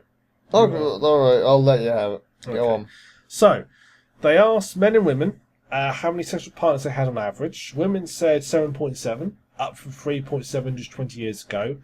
Men in the same age group claim they slept with 11.7 partners each. Somebody's lying. Up from 8.6. Even with same-sex couples, somebody's got to be lying there because those figures don't add up. Fair enough. Fair enough? Is that the only... No, I've got more. I've just sort of... Is that the key point to the article? No, it's one to be key, fair, but it's okay. I know worse. Right, yeah, no, it's just... I just want to know as an average, how... I mean, averages, I mean, there'd be a lot of people with a lot more than that, a lot of people with a lot less than that. I mean, it's just... That seems such a high number. People must be like, I'm sorry, I can't believe that is actually correct. No, you say that, I do know worse. I know a lot of people that are worse than that. Well, I know a lot of people back when I was like... I mean, I'm now 28. I knew people when I was like 16 that had already slept with fucking an army of people. one would have been nice. Okay, cool. Well, we know that I've at least slept with one person because somehow I have children. Yeah. Maybe. Well, you must have that person more than once then. You never know. Must have. You never know. People say I look like Jesus. So Yeah. this could have been, one of them I'm not saying a dodgy... virgin birth would be talking here. Could be, could be. Interestingly, though, as now parts have rise, sometimes people have sex has fallen from just under 5 times a week. So, just under must be 4 Okay. because you can't have sex 4.5 times a week. I know it's an average, but still. It could be a bit touch and Apparently, go. 6 times in the 90s and noughties. I hate when people say they're naughty. I know, I don't like it either, myself. but I just thought it was appropriate for one. I thought it was appropriate for something about sex style advertising. Half those tame parts says nothing wrong with same-sex partnerships, which is absolutely 100% correct. Don't give a crap. So there's nothing wrong with it. Let 'em do it. That's up from a quarter in 1990. They can all be miserable like the rest of us. Exactly. This is quite. Now I found this really interesting. 63% of men believe adultery is wrong, but compared to 45%. We're always told that men are terrible and always play around. Apparently, 3 of us say we won't do it. Okay. And same percent of women also disapprove compared to 50% previously before. So, I feel quite pleased with that result. You know what? See, the thing is, what I'm going to say to that is, I really don't care because 9 people out of 10, I don't think are all that faithful. I really don't. They'll say they're faithful, but I can almost guarantee they ain't lying bastards. I think the trouble is, I think there's more. I think we underestimate people's commitment.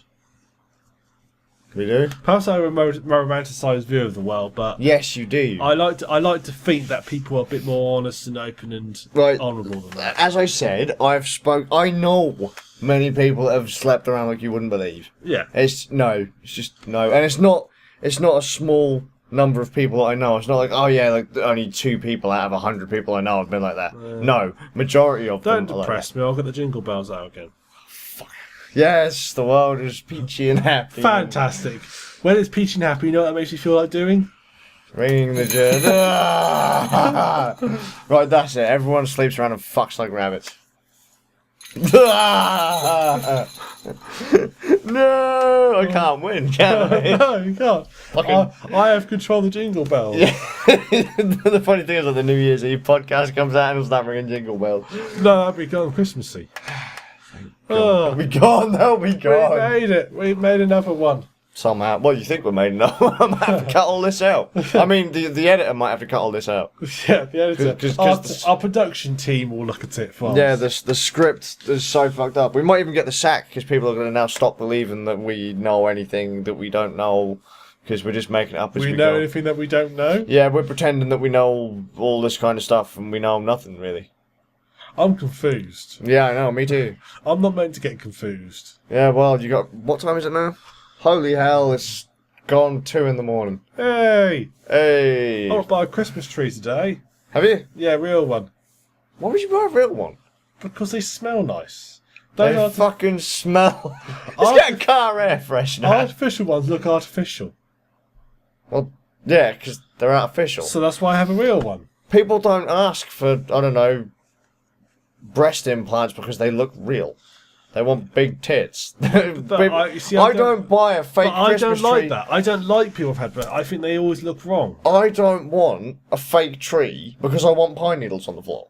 You don't want a fake tree because you don't want pine needles. No, I don't want a fake tree because I want pine needles on. I don't buy. If you look after your tree properly, you will get right. Okay, tangent time. Buy a real tree and do the following: cut off 2 inches off the base. This is going to be a really bizarre thing to put on a podcast. Tie off 2 inches of the base before you bring it in, and that will allow it to reabsorb water again, so you get more water into the tree. That'll keep the needles on.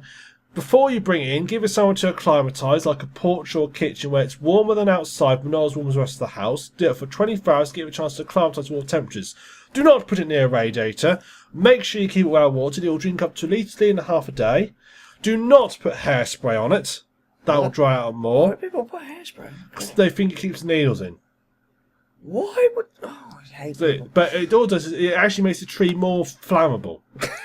Okay? Don't put hairspray on. If you do those simple things, your tree, even like the Norway's trees, will last. If you want a real good tree, get a Nordman fir or a blue spruce. They're very nice trees. Blue spruce have lovely citrus smell, by the way. This is not something that people who listen to podcasts are expecting, are they? No. Norway's spruce. I'm keeping it in. I mean, the editor's keeping it in. Oh, yeah. Nordman fir. They hardly use needles because the reason they don't do it is because a Norway spruce has a hook tile joint. Norman firs have a ball and socket type joint for their needles. Get those, follow the tips I've just given you. You'll have a lovely tree. Last year, our tree hardly lost any needles and we had it up for about 4 weeks. There you go. That's your tips for keeping your tree fresh. Don't buy artificial. If you see someone artificial tree, set fire to it, which is what I'll be doing after this podcast to Luke's tree. That's not my concern, man. I hate Christmas. Miserable bastard. I really hate Christmas. Miserable bastard. So you're not going to join me in the Christmas outro? Fuck no. I'm now going to the pub. But it's 2 o'clock in the morning. So, which pub are you going Hey, to? there's a 24-hour offie just down here. That's not a pub. It has alcohol. This place is practically a pub. I have a bar. It's a desk. It's a bar. Look, if I say I'm a pub, I'm not an alcoholic. Too much. Anyway, so we best start ending the podcast up. So, how can you find us? Well, you can go to randnerds.com, where we have. I've actually started putting content back on there again after having like a 2 months off. How could you? I have to edit a podcast every month, you bastard. How can you have 2 months off? Well, can't be bothered. You can visit us at You can email us at You can email us at randnerd without the s at gmail.com.